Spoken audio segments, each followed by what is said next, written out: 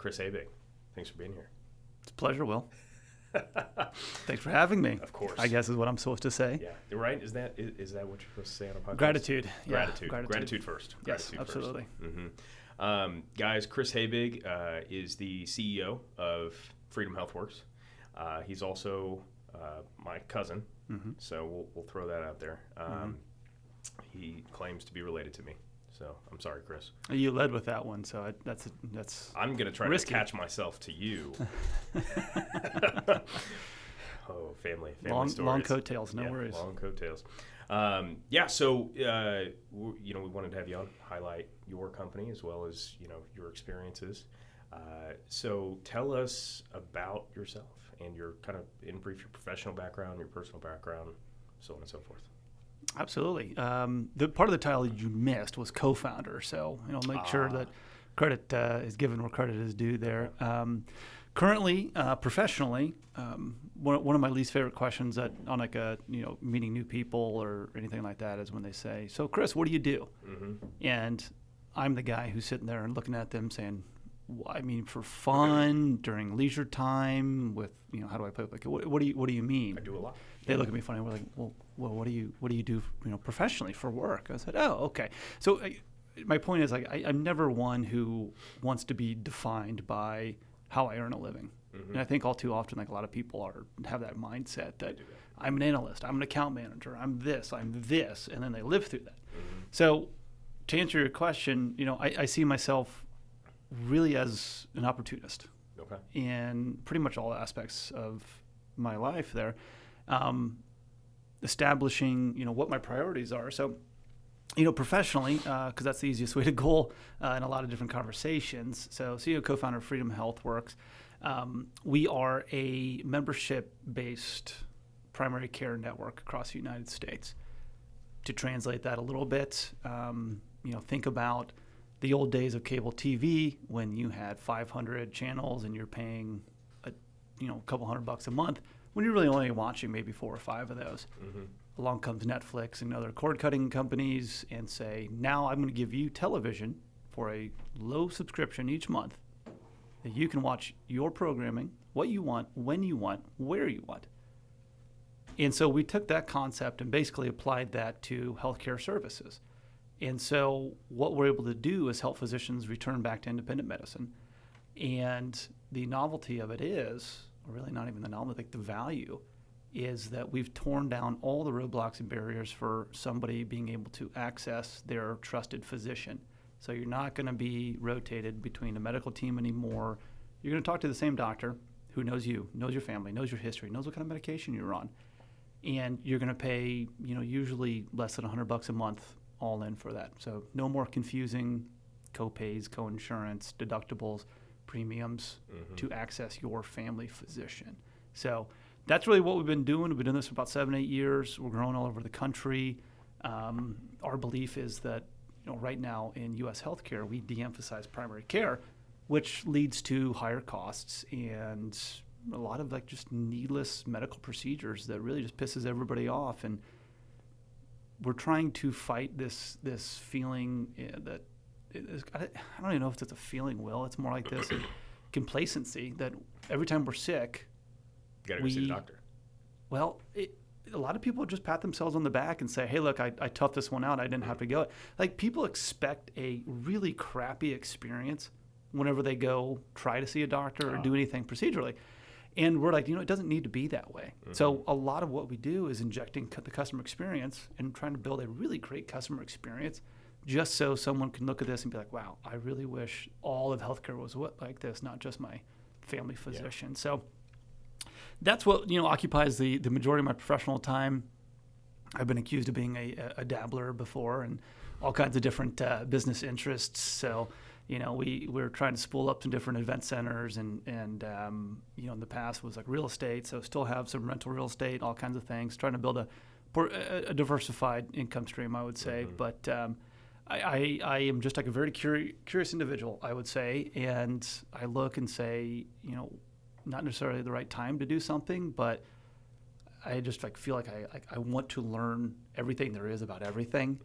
And I probably waste a lot of my time doing that, but it's led to some fun people, fun conversations.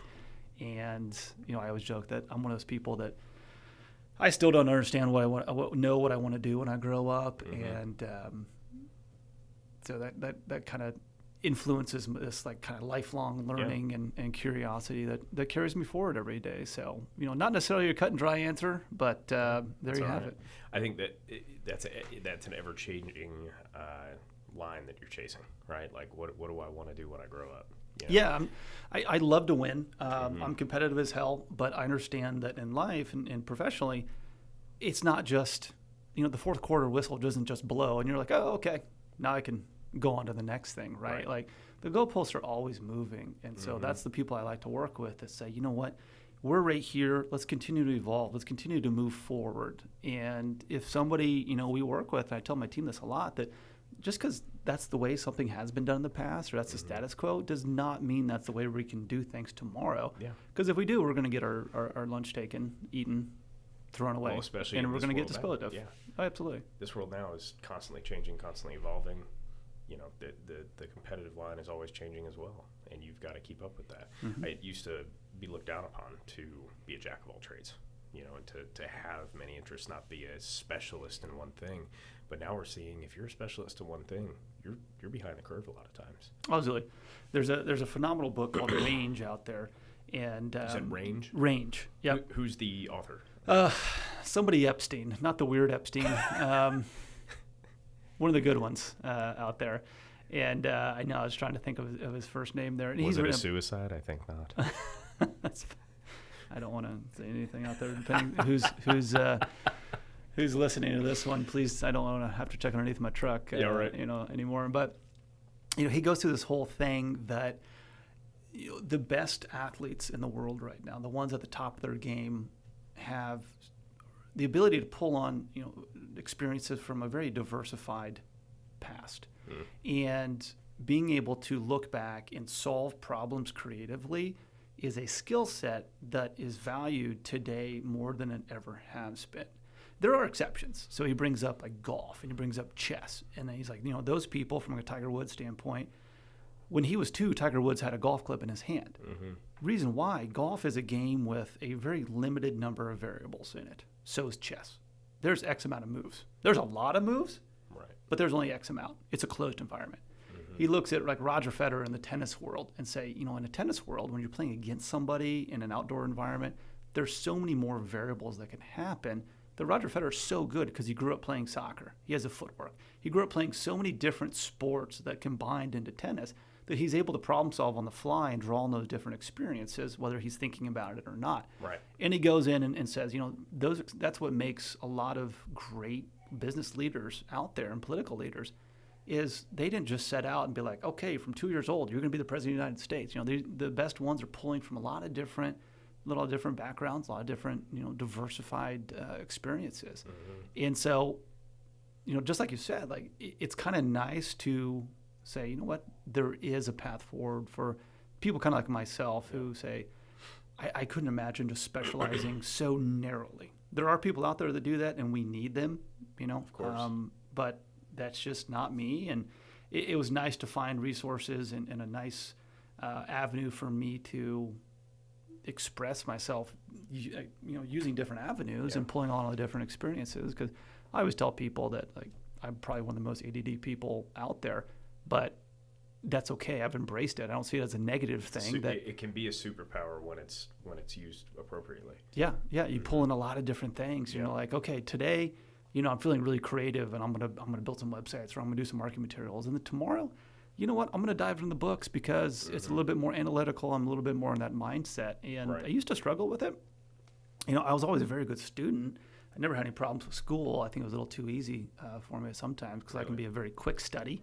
And I'm not saying that, to brag or thump my chest or anything like that, but I'm just looking back at that and saying, wow, like if I didn't have athletics or something along those lines, to express that energy and get that out, I very easily could have run into problems.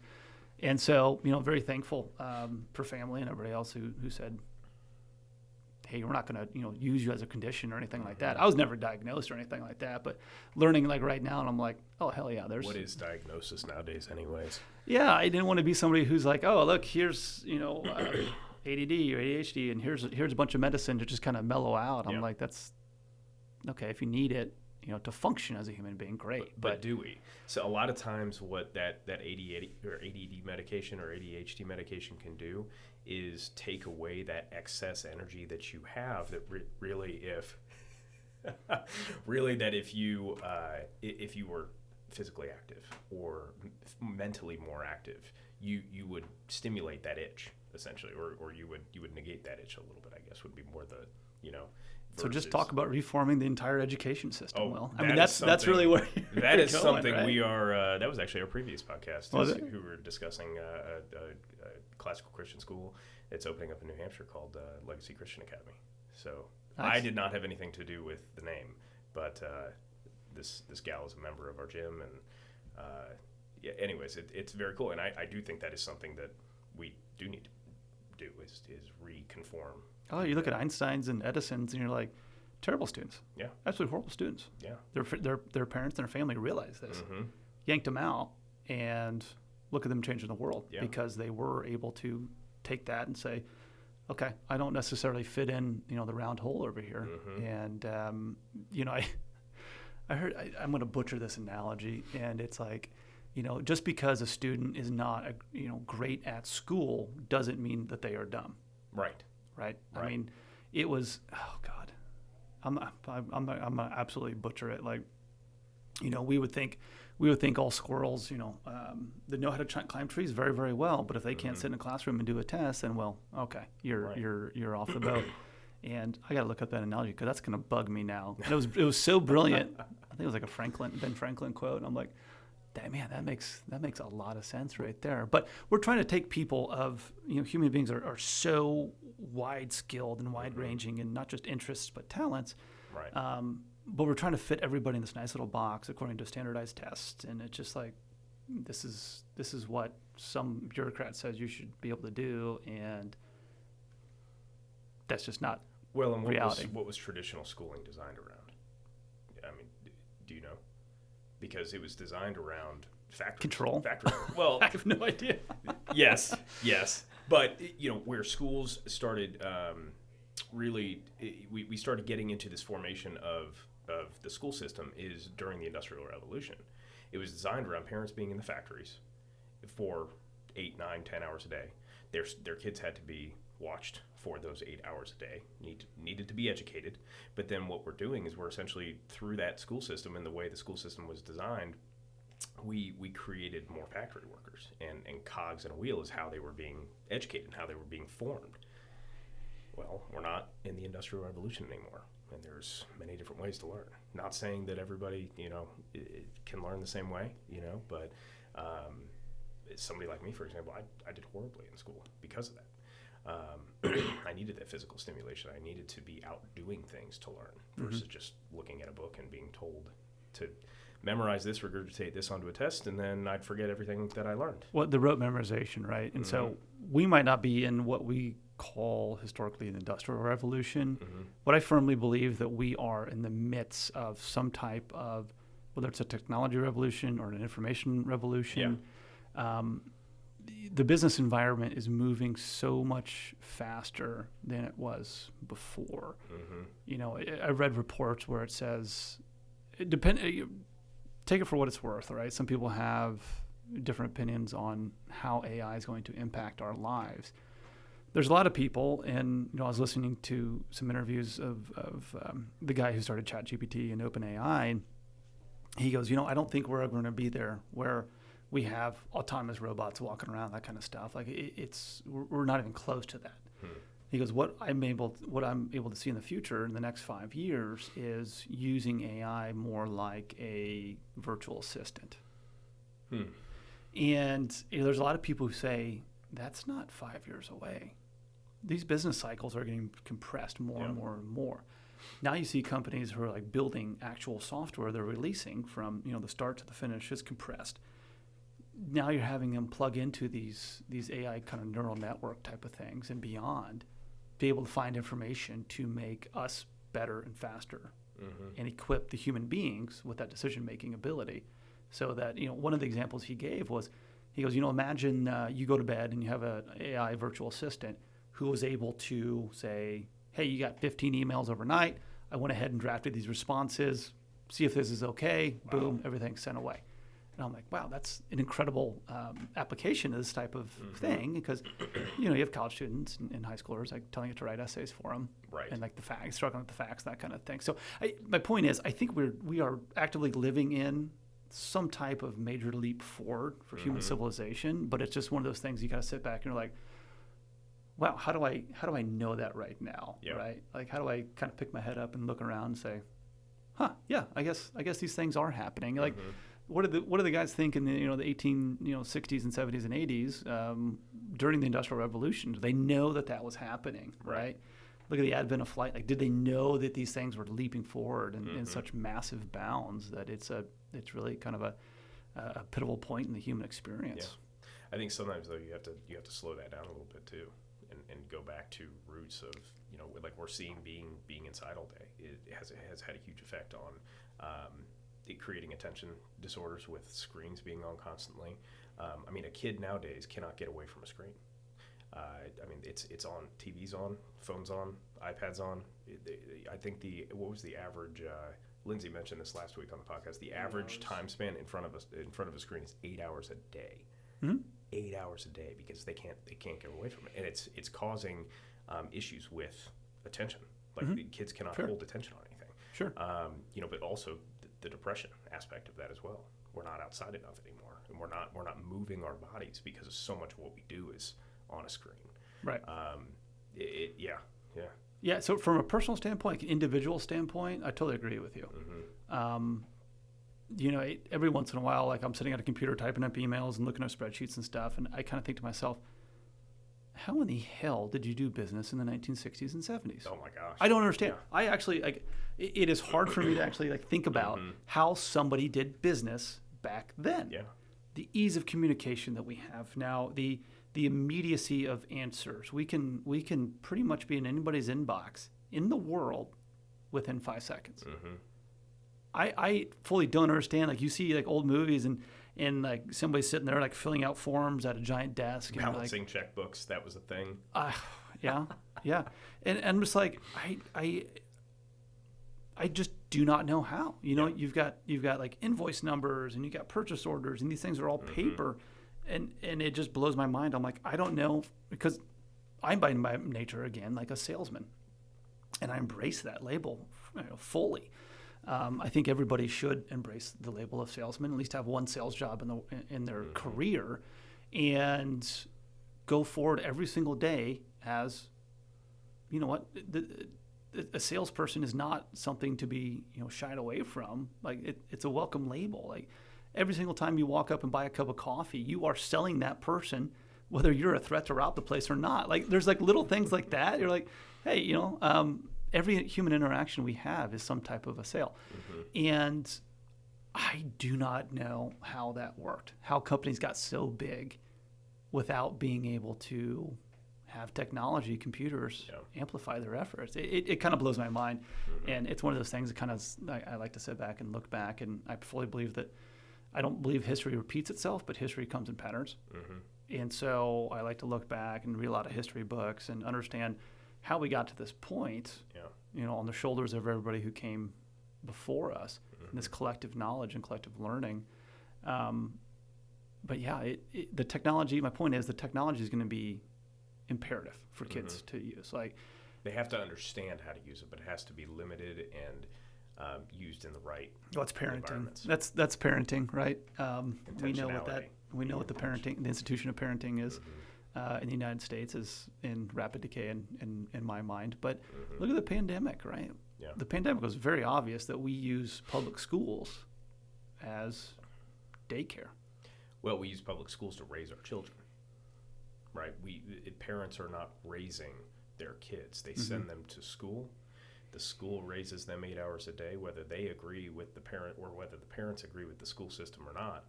Then the kids come home. If the parents disagree with the school system, now the parents are arguing with the kids about, hey, you learned this today, but really this isn't, if they're having those conversations, right? Because many parents aren't even having those conversations. We'll throw in disciplinary actions too. Yeah.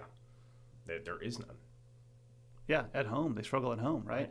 And kind of diving into socioeconomic, there are haves and have-nots in this world, but it's not just economic-wise. I'm a full believer that a solid family structure is the best thing that a kid can have. Yes. Proper nutrition, all that kind of fun stuff. But, like role models, idols. Right. Going back to what we're talking about, like how people did the 60s and the 70s, kids grew up with posters and heroes like Neil Armstrong. They were people with actually contributing factors into society. Yeah. The scientists, the astronauts, race car drivers, like people with actual real world skills were the people we idolized. Now, all these kids want to be famous. They idolize people who got famous for getting naked on a video that got leaked on the internet. And I'm just like, oh my gosh, like values have come so far. Yeah. No longer do we idolize the scientists and the athletes and people at the top, at the peak of the human physical and mental abilities. Yeah. People that have character, people that have actually accomplished something great. I would say accomplishment. Yeah. It's accomplishment. But I think the other thing we have to look at too is when many years ago we idolized these people for accomplishments, but we didn't necessarily look at the character of all these people. Now I think the character has decayed more and more throughout time, right? Like the people we idolized in the 50s and 60s maybe did have more character. I don't know. I wasn't alive then, but I feel like that character is also decayed, and we have to, as we are looking at these people as role models or as idols, so to speak. Are we looking at the character that they have too? Is that something we want to be? Maybe they're great baseball players, but do they have character? It depends if they've been canceled or not, right? So throw another variable in there. Throw another variable in there with our tech age that nothing ever disappears. And it seems like people with good character nowadays are the ones being canceled. Oh yeah, God forbid you mistype something in a tweet when you were 16 or 17, or you said something mean to somebody. I'm not a fan of being mean. I think everybody should treat everybody else with respect and be a nice person. There's a bumper sticker for that. Yeah. But do I look back and be like, I have no idea what I said when I was 16 or 17? No. Thank God that Twitter wasn't around or anything like that. Oh I probably said something stupid in college, but hopefully not offensive or anything like career ending. But to be able to go back and say like, oh gosh, when you were 30 years old, or when you 30 years ago when you were 15, you said this. You're a bad person. You don't deserve all this kind of stuff. And I'm like, what? A load of just BS, because you're taking away anybody's ability to grow, to learn. To make mistakes. You have to make mistakes to grow. And you have to learn from mistakes, right? I'm always like a big proponent of that. Like, mistakes are cool. Just don't repeat them. Right. Too many times. Learn from it. Grow from it, right? If somebody goes on and says, something terrible, and it's just like, wow, okay, that's your opinion. It's free speech. That's the beauty of this nation. But not giving them a chance to learn. I mean, why the hell do we even have a prison system if that's going to be the case? Well, that's a whole other conversation. The principle of rehabilitation, right? Doesn't always work out that way. But even if we're saying, like, our most violent people are saying, like, look, you have a chance to go get rehab, but yet we're not going to let somebody be 15 or 16, be a teenager anymore. I mean, it's terrifying. Yeah. I don't know what I'm going to do when my kids are teenagers, and it's just like, gosh, I'm going to have my boy say, like, if you ever take a girl out, make sure you have it in written agreement that it's okay to hold hands, or it's okay to, kiss. Like, I don't know what parents do these days when they have that. There's so much just crap out there. I think people have just lost their minds. Yeah, well, yes, that is very true. Chris, where'd you go to school? Oh, gosh. All right. I guess let's start with college. Let's start there. Where'd you go to college? I did my undergrad at Butler University. Okay. And then Butler's a great school, so obviously located in Indianapolis, liberal arts college. So again, like embracing that kind of range. I had some phenomenal classes with world history and religion and all these different things, and I knew I wanted to go into business, and so I was a finance major. Okay. But at the time, I thought I wanted to go to medical school too. So I did all the pre-med requirements. And so I have like way more credit hours than I needed to actually graduate with a degree in finance, and didn't actually double major or minor or anything like that, but took all the science courses to fulfill preliminary credit requirements for eventually applying to medical school. And what's funny is I think Butler did a great job of giving me a good basis to have a wide variety of conversations with people, and from like a social standpoint, build relationships, because you're able to dive into a lot of different subjects. Like I took a class on Psalms, and it's really interesting because I can on the Book of Psalms. I can connect with people who like are in the church and that kind of stuff, and like talk about these things, be able to interpret different passages and know what they meant. I'm surprised that was a class that was even offered at a liberal arts college. Oh, yeah. Well, liberal arts just means that they want you to have like a very wide-ranging skill class panel, not necessarily like being like a political like liberal versus conservative, right? So liberal arts, in its contemporary standpoint, like the United States politically, like a very liberal roots, but liberal in the traditional sense, not in the political party that. We are granting people the freedom to say what they want. We're granting freedom, the people to go worship whatever God that they want to, like very liberal mindset, especially back in the 1700s. Yeah. So there were amazing classes. So I had the business world, and I went through all my business, 300, 400 level business classes when the Great Recession was happening, the financial crisis of 2007, 2008. And that was fascinating because I had some dynamite professors who walked in and said, hey, this course is, normally here's our syllabus, but go ahead and just rip that up. We're going to come in here 2 days a week, 3 days a week, whatever it was, and all we're going to do is we're going to listen to the Fed minutes. And we're going to listen to Fed calls between the biggest investment banks in the country, and we're going to try to understand like what they're saying and what is happening right now, because this is an environment that we will never, ever see again. And so we were listening to, Fed calls, talking to some of those big banks that were going under, like B of A calls with the Fed, like incredible things happening. And you're just like, wow, like I'm so thankful for my professors' mindsets to come in there and saying, you guys are living through a once in a lifetime thing. Now recessions and up and downs have gotten, I think we've had 2 or so since then, which is crazy. But that flexibility, like I'm very thankful for. But then, I'm taking science courses too. And so people are always saying like, well, I'm never going to use calculus, or I'm never use that. Like I would say like physics was one of the classes that I use like a lot to explain just kind of how the world works around us, which is really, really cool. And you see headlines from like a science standpoint, and my career now in medicine, like there's a lot of things that are becoming very, very useful.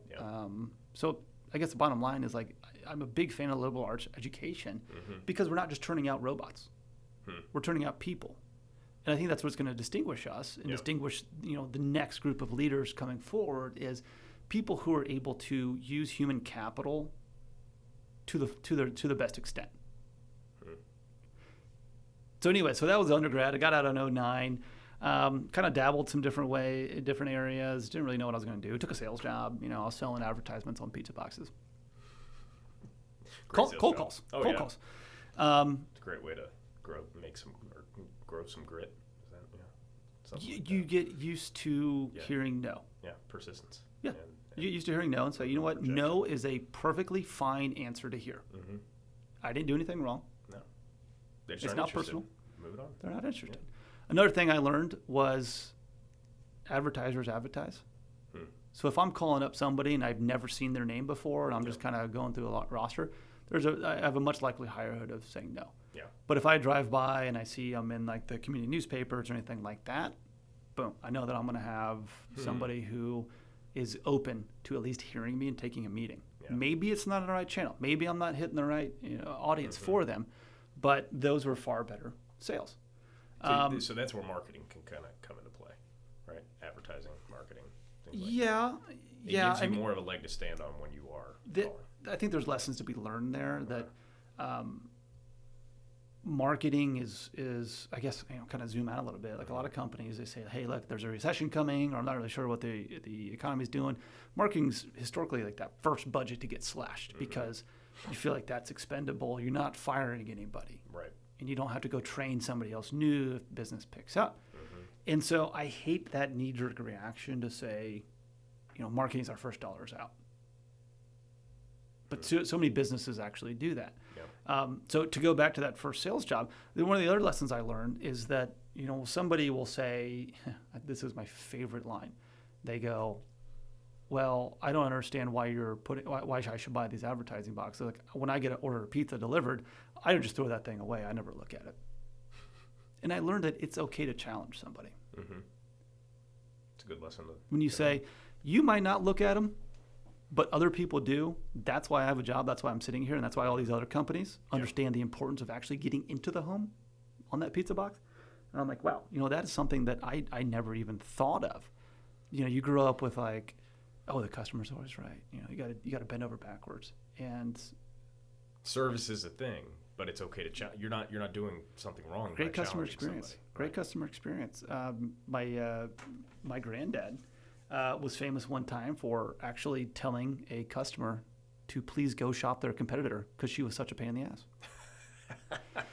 I'm not saying like go do that. I mean, you gotta be willing to fire a customer here and there. You got to be able to you're got not to the be right able to fire fit for everybody, and exactly. not everybody's the right fit for you. And that's the greatest thing about business ownership. You can do that. I think a lot of people, take the opposite mindset to every interaction in their life. They're so eager to please other people that they don't realize that might be a toxic relationship that you need to get out of. That's not in your best interest. The old 80-20 rule tends to come up so much. Like, it is bizarre, like absolutely bizarre. But it's about as reliable as, the sun coming up each morning. I mean, I'll be damned every time I'm like, you know what? That 80-20 rule. So it's good it's kind of cathartic to go through your book of business and slice that up. So, kind of going back to my past there. So got out of Butler, didn't know what I was going to do.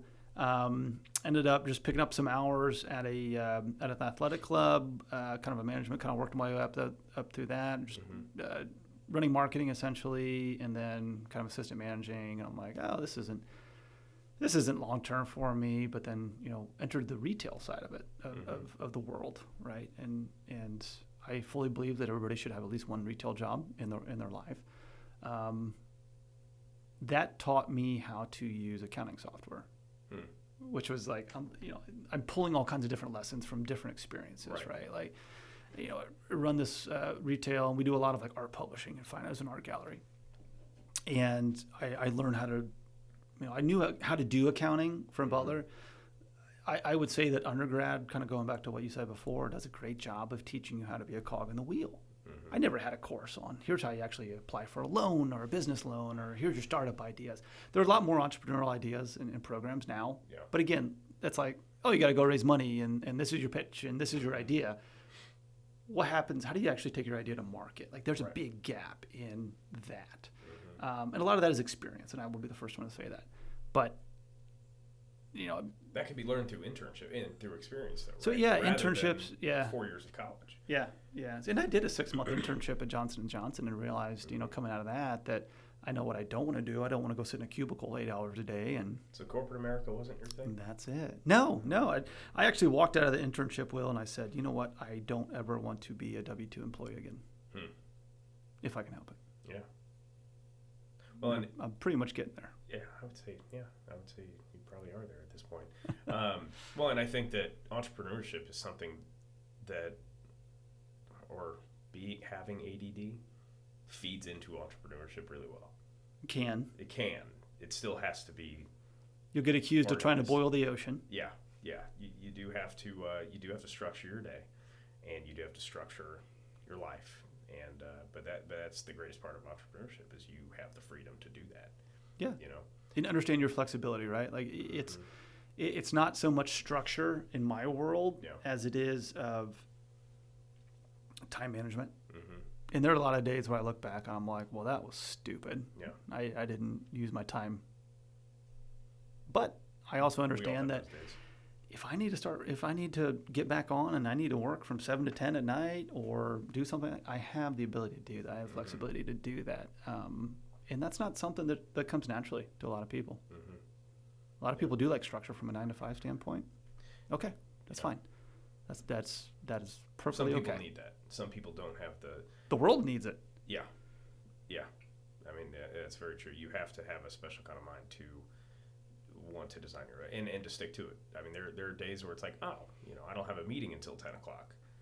Mm-hmm. I could sleep in until 8:30, 9 Mm-hmm. o'clock, but you know that you're not gonna stay on your tasks if you do it that way. So you're still up at 6 a.m. You're still getting your reading in, doing your process to be ready to go for the day. For sure. For sure. We do a lot of, at Freedom Healthworks, we do a lot of personality testing, behavioral assessments on our employees, on our clients. And it's amazing what that does is because it'll show us which people crave that repetitive. I want to keep doing this and this and this and this. I want to work the assembly line. I'm going to put widgets in for 8 hours a day, and then I'm done. I get to go home. Yeah. And so it's fascinating, like learning about how people are wired and how they express themselves and how they're viewed, like they think other people view them, and matching those things up, and then trying to match up management and team members and job duties with them. That is a whole nother dimension. Yeah. And I think it would actually behoove us from an educational standpoint to understand how kids are wired, and it changes. Implementing, right? It does change. It changes, it's not set in concrete. Yeah. Oh, exactly. But being able to have teachers who understand different personalities and how people are learning, right now it's a very much kind of the no child left behind. Yeah, well, it's one size fits all syndrome. Absolutely. There really is not. There's not a different kind of education out there for people who learn differently. Oh, for sure. But and we're also teaching down to the lowest standards of a classroom, which is crippling our future of our brightest and our best. Yeah. So back to education. So I went through some different things. Got into real estate investment using my ability to actually work QuickBooks and understand how that system functions, and hooked on with a real estate investment company. And then I decided, I'm going to go back to school and get my MBA. So went to Indiana University Kelley School of Business, part night school, which I look back on that, I'm like, I don't know how the hell I did that. I was in school in the evenings, and I was a principal of a real estate company that had then grown into a property management company. Okay. And we also started Freedom Healthworks during that time as well. So I was part owner of 2 companies and a student in the evening. This was definitely before I had a family, because I don't know how I would actually have balanced that. And it was funny because in class they were like, Chris, like how do you find the time to be able to do like school, and you have 2 companies you're trying to grow over here? And I'm looking at them like, you got 3 kids at school. How the hell are you doing this? And like going through and like having 2 kids of my own, I'm like, oh yeah, that would have been way harder to have a family and go back to school. But they did it, and some of the best people there. And so, from school standpoint, that's when we started to get like virtual, right? So we had a hybrid. And I've shared all the feedback with the administrators over there and my professor. So this is nothing like, groundbreaking or anything that I'm going to share. But I tell them, like, I did not enjoy virtual learning at all. Because... And what year was this? 2014 to 2016. Okay.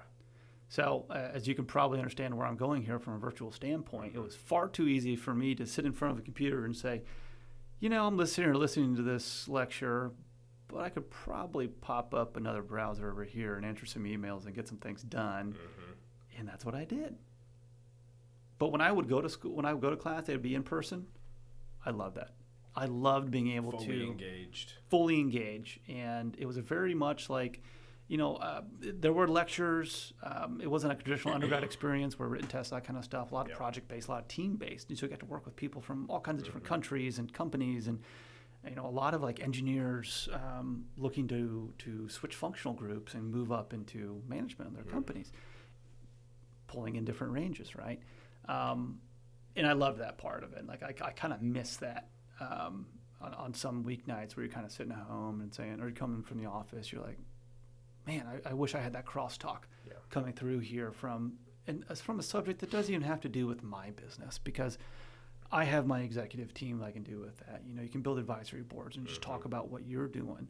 But I think it's so refreshing to back out of that and talk about latest marketing, tactics and strategies over here with this person over here, or how does this, case from, 10 years ago apply to today's business world. Like I do miss that from an educational standpoint.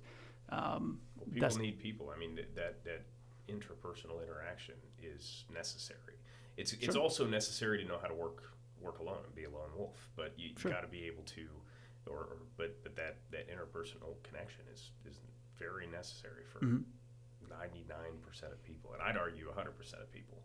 Oh, yeah. People that don't feel like they need people have probably been hurt and wronged many times, and it's just easier for them to not be around people, which I understand. But at a certain point, you go into a dark hole when you don't have people around you and that energy. Oh yeah, we're social animals. We're pack animals, tribes. I like to use the word tribes. Everybody kind of goes through and finds their own tribe.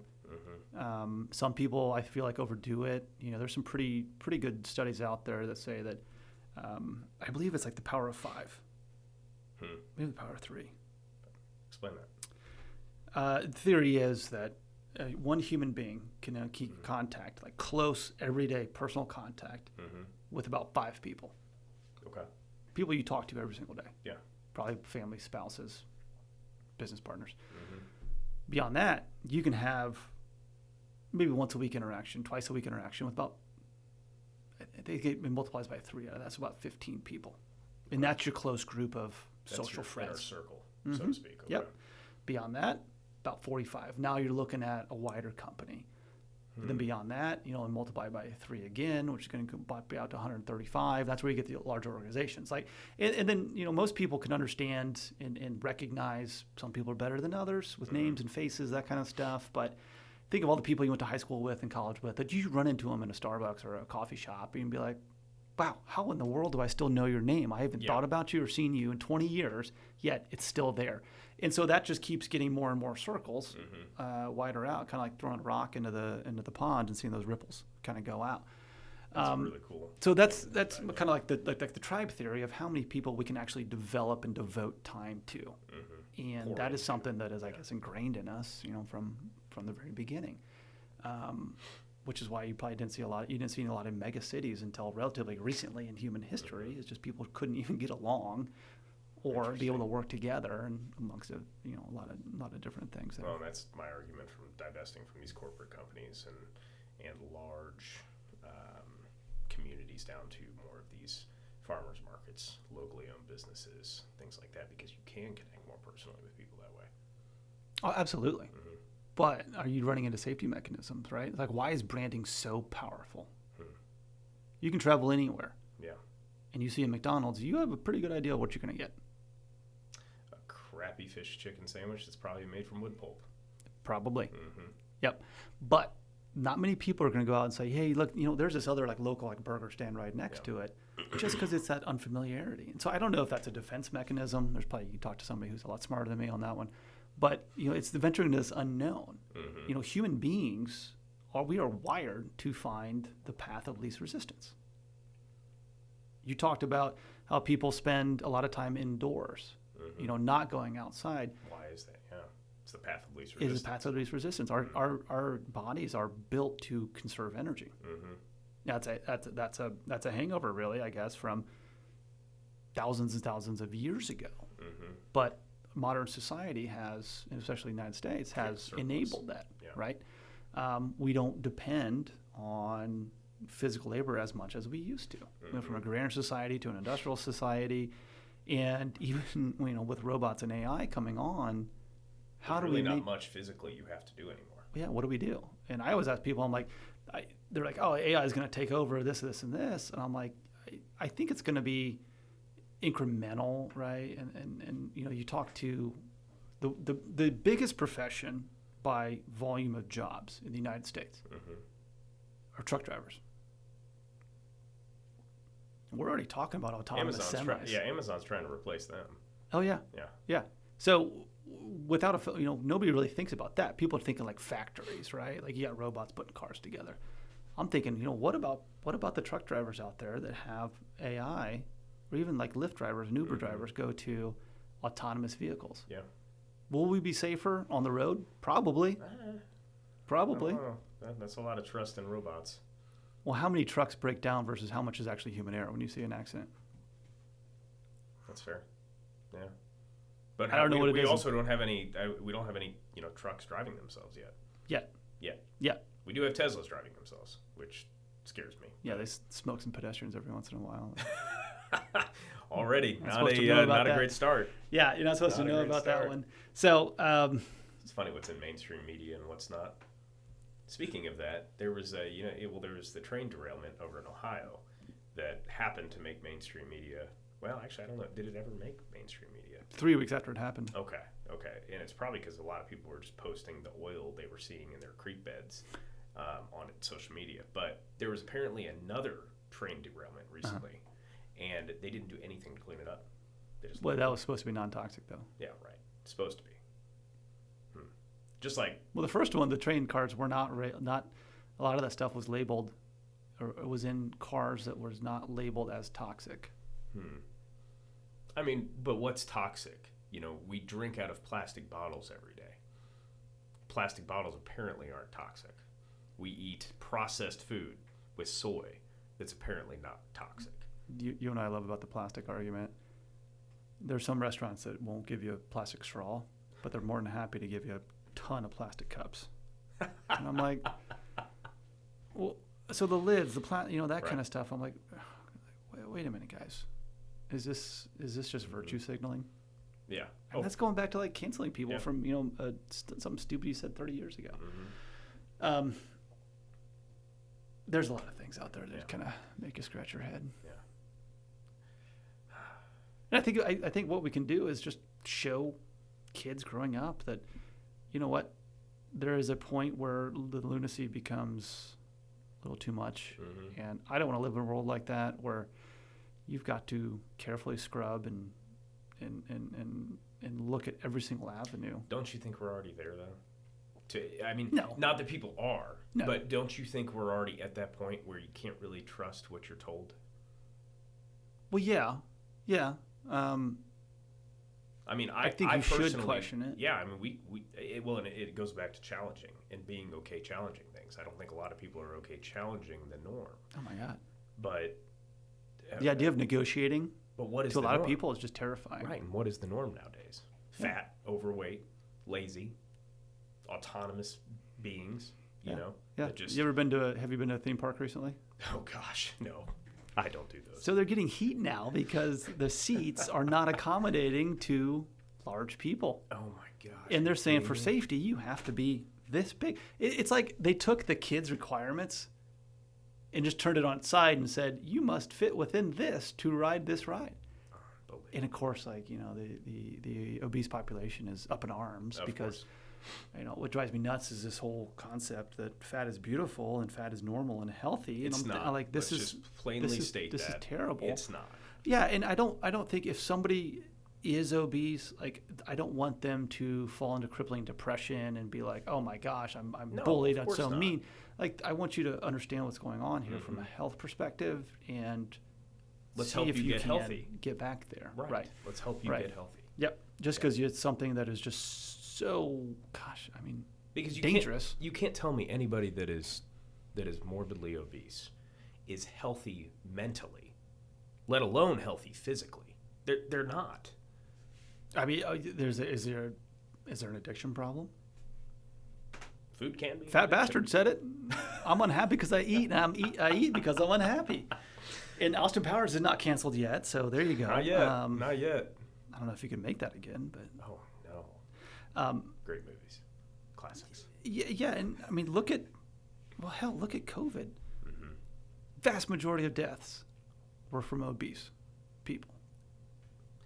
I have a friend who has a friend.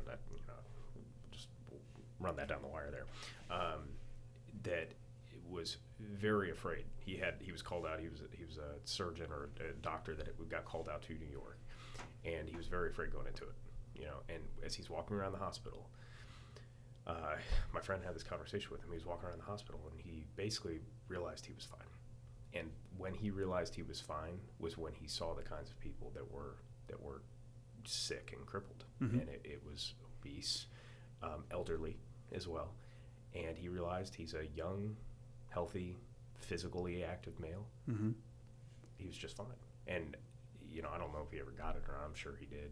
Everybody has gotten it at this point, but that just, we can't say that that's okay. I mean, Right. we know the statistics of overweight population versus the not overweight population getting sick and actually being, permanently damaged by this, Right.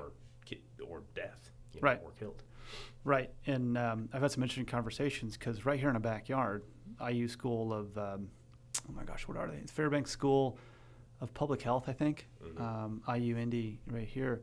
They were the ones who came out and first published studies based on real actual data taken from the United States.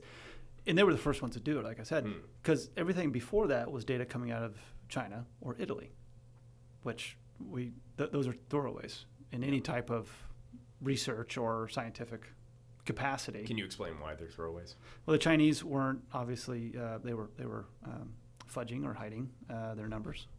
Shocking, right? Shocking. Chinese. Communism. Yeah, and the Italians bungled everything. Like they couldn't, you ask the Italians and they say 1 + 1 = 3 on this one because we forgot where all the other numbers went. And you're like, what's going on over here, guys? So what they did was they looked at this and they said, well, and a lot of what the Italians were saying was like, this has like a 98% mortality rate. Oh my gosh. And so our guys said, you know what? Let's look beyond the people who are just presenting at the hospital who are very, very sick because, yeah, no shit, they probably have COVID. Yeah. And the ones that are so bad and have to go to the hospital right now with such bad symptoms, it's probably already too late for them because they have all the other comorbidities with obesity, diabetes, high cholesterol, hypertension, age. Yeah. What number, and they're the first one to ask this question, how much of the population is asymptomatic or just presenting very minor symptoms? And that's when they found out that they could do all these really cool studies and grab all this data. And they found out that now they're able to put out, this information that, the mortality rate is really only 1.5%. And it's people who are 65 and older, who are obese, who are diabetic, that have the biggest chance of dying. Everybody else is going to be, there are exceptions, right? Sure. Just genetically, we're all just different. There's no me out there besides the one sitting at this table, genetically. And everything kind of functions a little bit differently there. But that's one of the greatest things about human beings, too, is what might affect you might not affect me. And then that's how we continue to get better just as a species right now, because natural selection is a real thing. I was going to say it used to be a real thing. I'm not sure it's real anymore. I think Charles Barkley once said, he goes, "You can't tell me there's no such thing as an ugly baby because how do we have so many ugly people in this world?" The classic Charles Barkley line for you. But so IU Fairbanks put this study out there and said, "Hey, this knee-jerk reaction, shove everything down. We don't need to do it because this only affects this little tiny thing." From a nursing home standpoint, yeah, keep those people isolated. Maybe, yeah. I don't know if that was still the right call. Probably wasn't. I think you had a lot of quality of life. I think a lot of people died alone, which should not have, and that's super sad. I know that, from my standpoint, my wife's grandfather passed away, and we couldn't go to the funeral, and that tore her up. Yeah. Stupid, right? Yeah. Because again, we need relationships, we need family. So, my I guess got kind of teasing back to the guys I was talking about from IU, looking at that and saying, okay, so you guys had the answer right away. You could identify the risk factors. But yet, I go, did it upset you that you saw some different headlines that were quoting your data and they kind of skewed it? And he just kind of smiled and said, based on where our funding comes from, no comment. And that is my long-winded story about you have to challenge everything, right? You can't just see a status quo and read a headline and just regurgitate that. I stopped watching TV news, I don't know, probably 10, 15 years ago. Yeah. And it becomes an echo chamber. And people just lose that critical thinking ability. Well, speaking of where that funding comes from, right? We just learned of a local public school that accepted something like $40,000-$45,000 from a company, a clothing company, a corporate or a commercial clothing company, American Eagle. I think they said $40,000 to $45,000 grant was handed to this school. The school, I want to say shortly thereafter, had a whole lesson that every student had to attend on CRT. Why is that? Why are these schools being funded by woke corporations? Mismanagement of dollars. Public schools. Yeah. Now, I get it's public school. Mismanagement of administration dollars. Yeah. So, I mean, everything is funded by something. Where that funding comes from, a lot of times, pushes the beliefs of that system. Well, so are scientific studies. Yeah. Mm-hmm. You can do a lot of scientific studies out there, and if you're paying the bill, you could say, hey, I'm going to pay for the study, but make sure it says this over X, here. Y, and Z. Yeah. Mm-hmm. Or skew the study so it says X, Y, and Z. Oh, yeah. Mark Twain had a famous quote. There are lies, there are damn lies, and there are statistics. Everything can be manipulated on that standpoint. But education is a lot like healthcare. And so, kind of fast forwarding through my history, we saw just rampant imperfections in the healthcare world. Mm-hmm. Not just from how, and this is 2014, 2015, not just how healthcare was delivered, but how it was really paid for. Yeah. And so what drives me nuts, Will, is being in this industry for like 8 years, and I'm like, I can't stand it when somebody says, oh, well, studies have shown that, the United States spends all this money on healthcare, but yet we have, one of the worst outcomes out there in the world. And I'm just like, that is such bullshit. Yes, we do spend a lot of it on paper. A lot of it's funny money from a hospital and insurance standpoint. Like, you actually never know what dollars are being exchanged. Mm-hmm. But every single person that says that to me, I say, well, great. So you tell me, if you get sick or you need an operation, where are you going to go? What country would you rather go to have that operation, that life-saving operation? Well, there's no other place you'd rather There's go than no the other United place. States. That's why people come here. Mm-hmm. I go, okay, so we've established that we have the absolute best healthcare professionals in the entire world, in the history of the human existence, right? We have the best ones. So now, what is the gap? What's missing? Now that we established that we have the best people, but yet all these problems exist over here, what's the natural conclusion? And to a T, they say, well, I never thought about it, though. Is it just the business of healthcare? How it's paid for, how it's bought and paid for is so opaque and confusing that capitalism cannot function there. Mm-hmm. And so we have a massive intrusion of government. Same with education, right? Mm-hmm. And then that creates complexities, that creates layers, that creates bureaucracies, that creates red tape, that creates barriers, roadblocks to getting an actual plan or treatment, actually getting healed, and then paying for that, just like you would for, go to a baseball game and buy a hot dog. There's a price up there. Yep, I want that hot dog. I don't want popcorn. So I'm not going to pay for the popcorn. But in healthcare, we just don't have educated consumers. Right? If I'm selling you dish detergent, I'm going to do everything I can to make sure that my dish detergent is the best. Right. And you see it in commercials. This will get your whites whiter. It'll keep your colors fresher. This will work with cold water, so you actually get to save money. Like, you walk into the dish detergent or the laundry detergent aisle. I guess I kind of went to laundry detergent there, knowing that, okay, I know this brand says this. This brand over here says this. I understand what's going on. I'm gonna pick the one that fits my budget and fits my needs. Yeah. You cannot do that, or it's very, very hard. You actually can do that. It's very, very hard for a healthcare consumer to do that. Right. We default to emergency care. Every single health insurance plan written out there defaults to emergency care, which has like a less than 1% chance of happening to any American per year. Why do we default to emergency care? Is it just because that's what we think everything's an emergency, or is it just what we know? Fear. What if I get sick? What if this is the year that I get diagnosed with cancer? What if this is the year I get in a really bad car accident? Well, most of us live our entire lives. Vast majority of us never have that happen to us. Right. Thank God.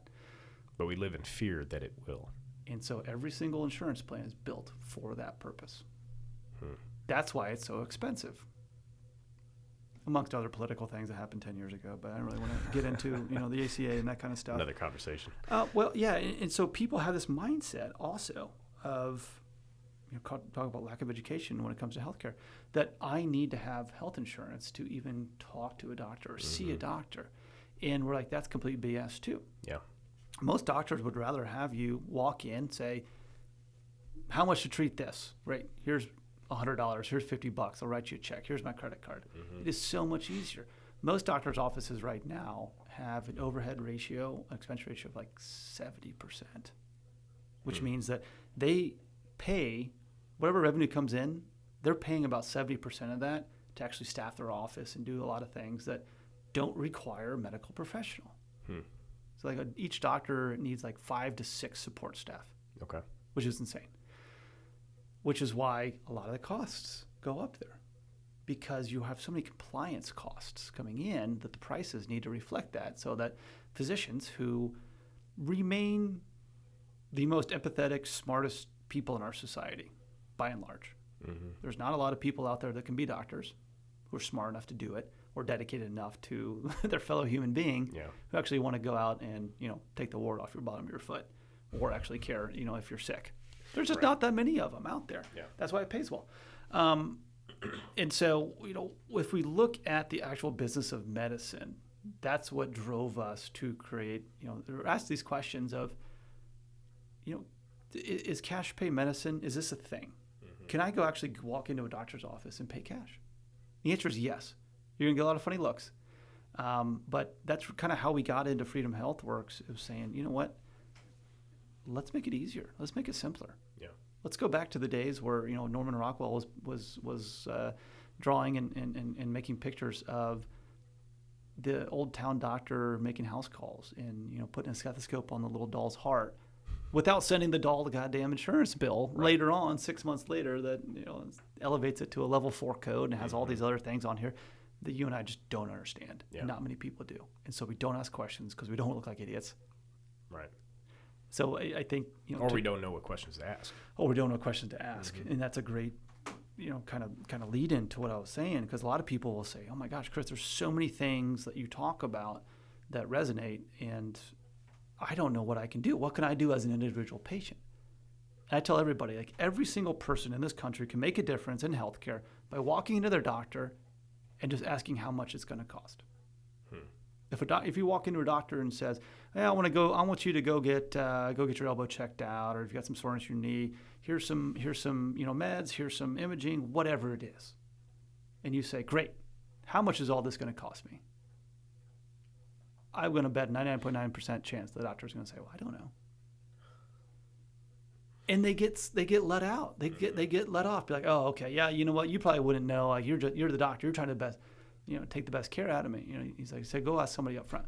But I guarantee you, if that doctor then walks in that next appointment, and it's somebody with strep throat or something, and they say, hey, I'm gonna write you a prescription. What's your pharmacy? And you say, well, tell me what it's going to cost, whether I go to a local pharmacy versus a big brand.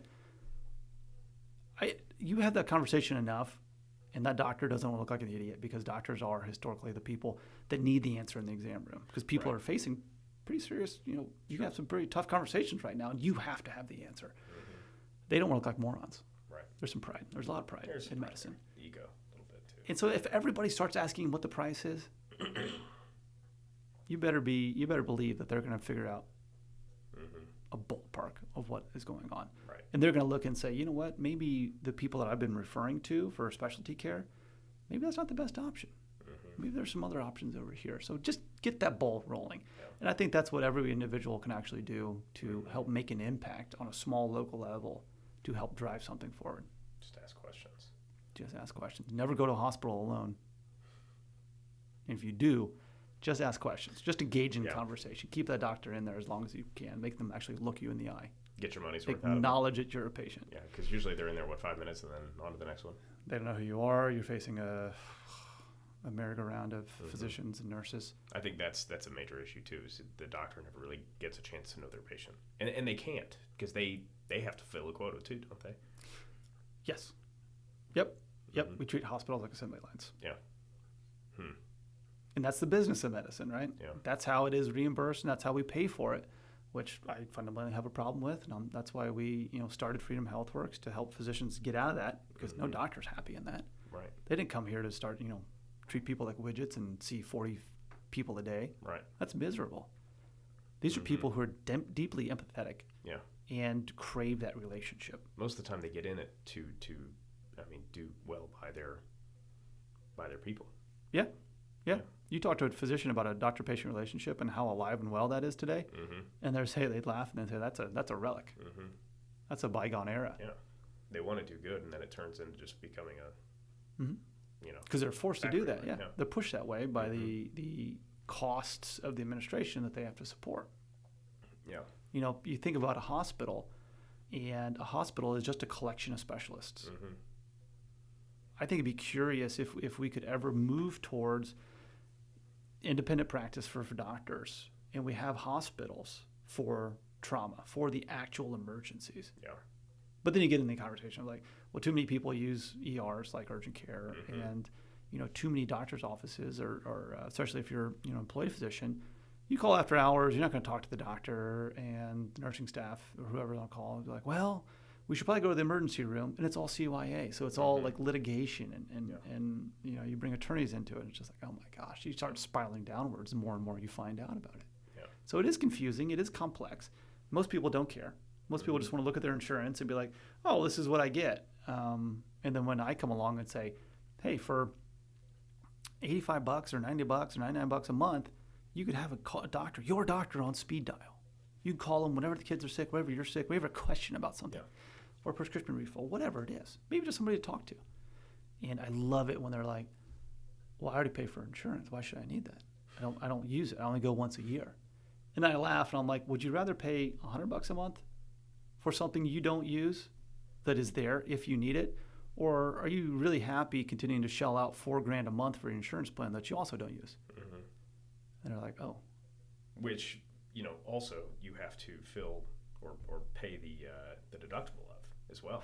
Well, yeah. Which a lot of times is $8,000 to $15,000. Well, it's a lot of time it's like older men, middle-aged men who say, well, I just go once a year to get my free preventive visit. I go, great. Prostate check. Do you pay for health insurance? Well, yeah. No. Well, you don't view that as being wasted? You could flush anywhere from $2,000 to $4,000 a month down the drain for something you don't use. Yeah. But yet you're telling me that you're going to waste money by paying for an actual service from a physician that is reliable. Well, and that this used to be an Makes issue you from laugh. a tax perspective as well. You used to not be, or you had to have healthcare benefits, otherwise you were paying a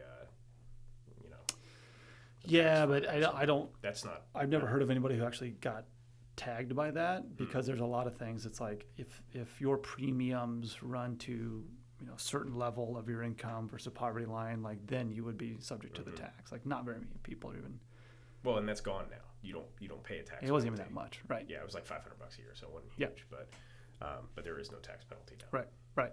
And to be clear, like I think insurance, if it functions as insurance, like Legacy is in the insurance business, but that makes sense because it is risk adjusted financial tool. That's what insurance is. It is so a tree falls on my house, I don't go bankrupt trying to rebuild and get my stuff back, right? Like it is things that it's an affordable premium for auto and home, life if people do that kind of thing. But health insurance functions as prepaid. I'm going to pay an egregious amount of money right now so that if something happens in the future, I get the privilege of actually paying more money to use my insurance. Do you know the statistic of how many people actually end up utilizing or I guess getting their full money's worth out of their health insurance? It's low because there's people with diseases, rare diseases, that will meet it every single year. Yeah. And I'm like, okay, thank God there's insurance, right? That's what it should function as. That's where it should function. Other times there's one-time things, like childbirth is usually the number one reason why somebody meets their deductible. Yeah. Can you explain your experience with childbirth and with the differences between having benefits and not? I'll explain my wife's experience for childbirth. I can't go into too much detail about what she went through, but I was there. Fair enough. From a financial standpoint, yeah. So our first was born in July of 2020. She was a pandemic baby, which was an experience unto itself in the hospital at that point. my wife had an insurance plan through her job. It was at a school and got laid off due to the pandemic because schools closed everywhere, right? So lost her insurance. It would have, it would have driven our costs up from our company plan because we were a very small company at that point in time. We had a grandfather plan in there. We're like, let's put you on an ACA plan. Yeah. And that was okay for her because she could pop in there, and she had a pre-existing condition with pregnancy too. So my company's plan wouldn't even accepted her. And I'm like, oof, okay. So I do have sympathy for that particular argument. So joined an ACA plan, and it was a high deductible HSA plan because we had an HSA. And so everything's good, like great, perfect, normal, healthy pregnancy, birth. And so we finally get, bills start rolling in. We're like, okay, so I knew I had like a $5,000 deductible, $6,000, whatever it was. Yeah, so great, awesome. So I start seeing these bills, and so we're thinking, okay, there's enough cash in our HSA, not a problem. This is going to be typical, right? And her plan was saying, we cover maternity and childbirth and all this kind of stuff, and the newborn hospital care, everything's covered. Awesome. Bills start rolling in, and we start seeing these numbers stack up. And we're like, well, wait a minute. We already hit our deductible. I know I've paid over my deductible right now, right, just by a little bit. Like, what the hell's going on here? Come to find out, and call the insurance company. And they're like, oh, well, we put your newborn baby on your plan too, and her deductible is $5,000. I go, well, wait a minute. It says everything is covered here underneath Jordan's plan. Show me the contract. Show me the piece of paper that my newborn daughter signed with you saying, yeah, I'm going to do this.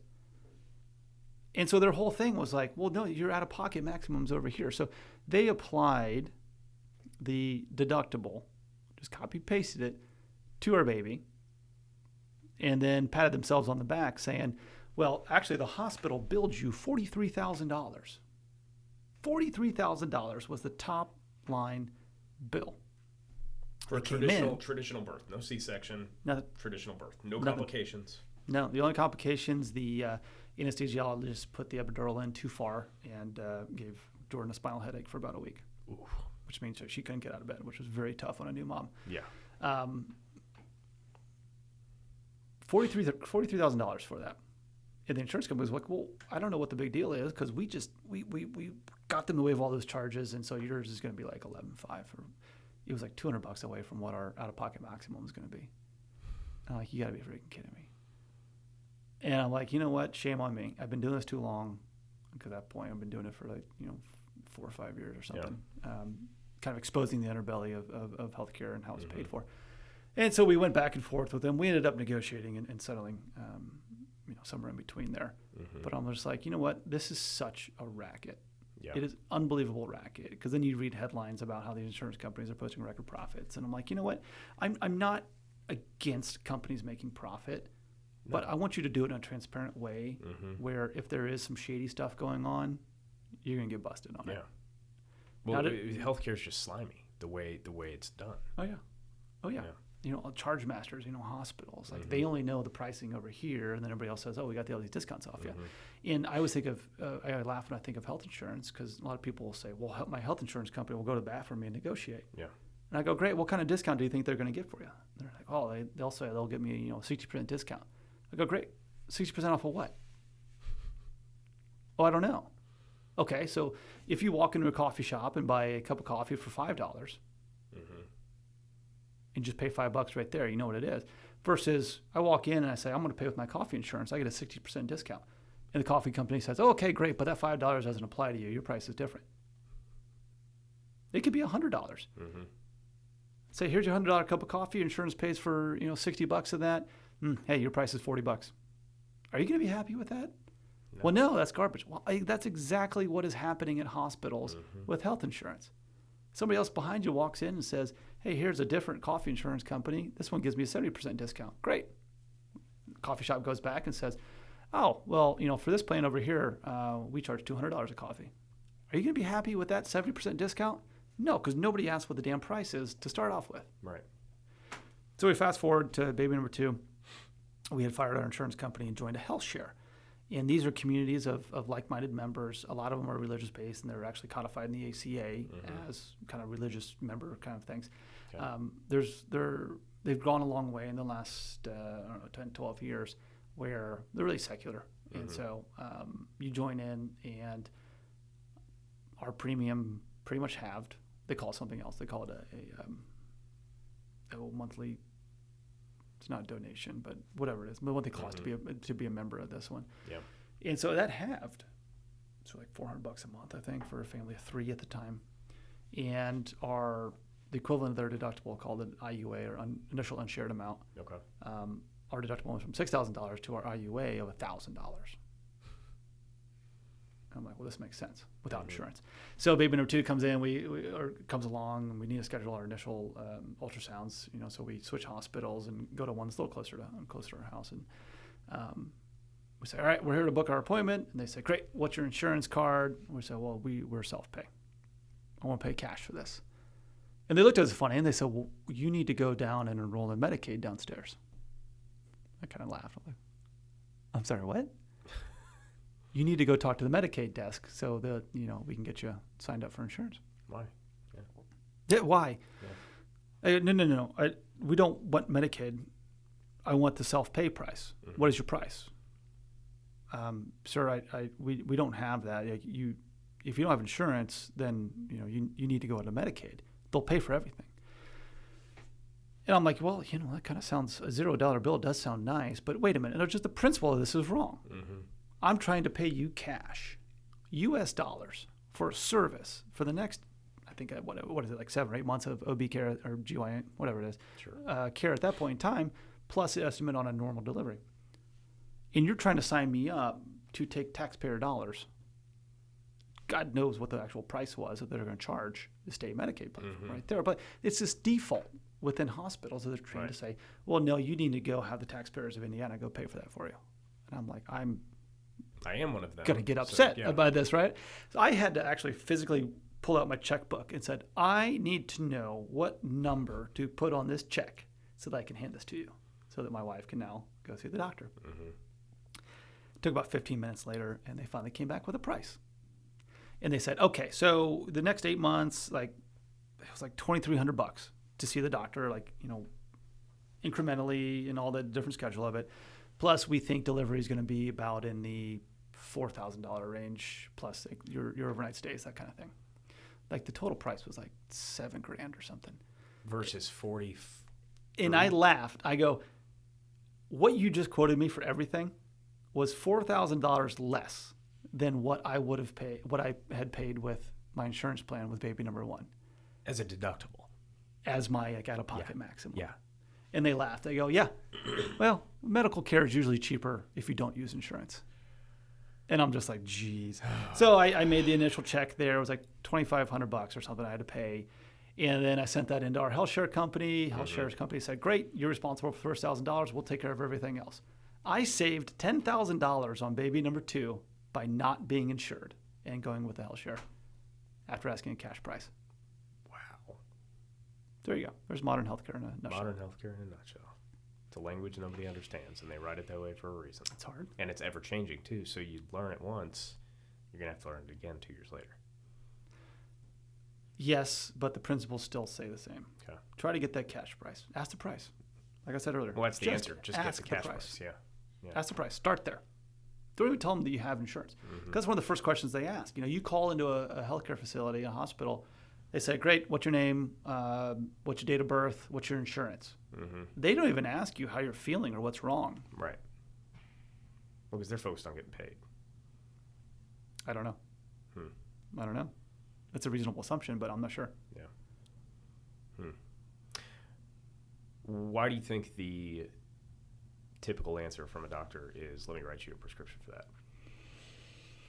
Depends what kind of doctor. Traditional doctor. Yeah. What we understand doctors to be in your IU Healths, your so you have MDs, hospitals. You have MDs and DOs, right? Okay. So you have allopathic MDs, and then you have the osteopathic doctors and the DOs. Okay. A little bit of difference, just kind of the school of thought. DOs is something that's a relatively newer, I don't know, not necessarily a degree, but thought. Mm-hmm. osteopathic, they look at kind of the environment that you're looking on, kind of like the whole body kind of a thing. Some people want to say, well, it's a little kind of a foo-foo thing. And I actually like it, especially from a primary care standpoint, that there's so many things that are underlying conditions, right? Like, if you're suffering from a skin condition or something, like, is this an allergy or is this something genetic? Is this environmental? Like, what's going on? And be able to ask those questions. The MDs have a much wider range of specialty, and so you see a lot like surgeons and specialists, with MDs, not necessarily DOs, but that is where they really focus on kind of the science behind it. So I will say the DOs kind of focus on the art of medicine. MDs will focus more on the science of medicine. Okay. I think all too often, today it's an issue with time. Doctors just don't have enough time to answer questions to you. There's a great story that one of our clients was saying, and he called me and he's like, you wouldn't believe this. So he knew he was transitioning into our model. This was a few years ago, transitioning to our model and getting away from insurance. And he goes, you know what? I just wanted to kind of give people a test drive of why they should join the practice, what this would look like. Yeah. He goes, so I spent 45 minutes. I made a day of all 45-minute appointments with a patient. And I had a guy in here who'd been a patient for 30 years, 40 years. Always had just bad allergies, just chronic allergy sufferer, had been on allergy medicine for decades. Came in and was still saying, I'm just feel congested. I don't know if it's seasonality or what it is, but going to need, a prescription refill. And I'd be damned, but this doc calls me, he goes, a minute 38, I remember looking at the clock. I had a thought that just popped in my head. He goes, what kind of pillow do you have? The patient goes, I have a down pillow. I've had it my entire life. This light bulb went on. He goes, I think you're allergic to down. Go to Target, buy a synthetic pillow, sleep on it tonight, call me tomorrow. Patient calls back. He goes, holy crap, doc, you're right. Wow. I'm allergic to down. My allergies went away overnight. Literally overnight, Will. And that is the power of time. And so one of my favorite questions to ask to any physician out there is, what is your definition of quality? Everybody will say, we have the highest quality of care, we have this quality metrics, whatever it is. Sure. What is your definition? If you're a hospital employee, physician, your definition of quality is whatever an insurance company tells you it is, because you're looking to maximize your revenue. Funding. It goes back to previous conversation. If you're one of my clients, your definition of quality, time and time again, turns into either, am I able to get you healthy and keep you healthy, so that you come back and pay your bill next month? Or quality is a derivation of time. Quality medicine is how much time I get to spend with you. Right. And that's powerful. That is returning the doctor-patient relationship. I say that, in answer to your question of, a default of writing scripts. There's so much CYA going on in kind of the industrial medicine, as I'll call it, that when you've got 5-7 minutes with somebody and you're presented with this entire complex case of a complex human being, so many systems of your body have to work together in perfect harmony to get you to even walk out the door or wake up in the morning. Right. They're like, well, there could be 5 different things with you, but I don't have enough time, so we're going to try fixing number 1. If that doesn't work, we're going to try fixing number 2, and then we'll. So it's Band-Aid fix after Band-Aid fix after Band-Aid fix. It's easier to treat the symptom. It's quicker. I'll say that it's quicker to treat the symptoms than it is to actually treat the disease. Which is what Congress tries to do with healthcare. Anytime we talk about healthcare reform, what they do is talk about health insurance reform. So they're fully on trying to fix symptoms. Do you think that part of that too is the money making side of it as well? Of course. So it's not even just fixing the symptom and only the symptom and moving on, Band-Aid fix, but it's also we're trying to make more money. Yes, there's a saying in my world called your friendly neighborhood nonprofit hospital, who makes a ton of money, doesn't pay taxes, and so how do they do that, Chris? How do they not pay taxes? Congress, IRS, I guess. What is that? Nonprofit. Yeah, Nonprofits. So the nonprofits, churches, Right. hospitals, nonprofit hospitals, charities don't pay taxes. Mm-hmm. And they'll pay like payroll taxes and stuff, but property taxes usually the biggest one. Corporate taxes. What's the process these hospitals go to not pay taxes on their profits? 501c3s, mostly. There's different foundations, that kind of stuff, but that's just nonprofit. Churches function the same, very similar. Mm-hmm. Does the insurance play in at all with that as well? Because like if the insurance company, and I may be wrong about my understanding here, but the insurance company agrees to pay a certain price, and then the hospital agrees to let them pay that price and write off the remainder of that. It's basically what they should have owed, so that they can then write it off on their taxes as well. Oh, you mean like chalking that up like a charity care or something? Mm-hmm. I think they're going more into like traditional, like kind of like a bad debt type of thing. They absolutely show it on the bottom line or on their P&Ls and things. Yeah. But if I say, all right, I'm going to charge you $100, and you say, well, I'm only going to pay $40. Okay, great. Well, I charged $100, but I wrote $60 off of it, so it's line up on expenses and the P&Ls. So when it falls down, and a lot of businesses will write that off, right? If I invoice somebody and I know they're not going to pay, well, that's bad debt, and I'm not going to pay taxes on that one. So a lot of businesses will do that. It's typical accounting processes. Where I'm thinking about your question is, it comes into like overcharging for services. I don't think a lot of hospitals know their actual cost for delivering care across all their specialties. They know what the secret negotiations with the insurance company is, but none of them are run well on what you and I would consider to be either like a value pricing model or even a cost plus pricing model. And so that's when they come in, they hide behind their charity, their nonprofit status. They're like, look at all this good that we're doing in the world. But yet, hospitals are the number one driver of bankruptcies in the United States. Medical debt is the number one driver. And so you really want to have a fun conversation with somebody who's advocating for hospitals and nonprofit administrators and say, how many people did you send into bankruptcy and collections this year? Industrialized medicine, guys. They don't like that conversation very much. They say, well, we provided all this, millions of dollars of charity care over here. Like, great, what's that mean?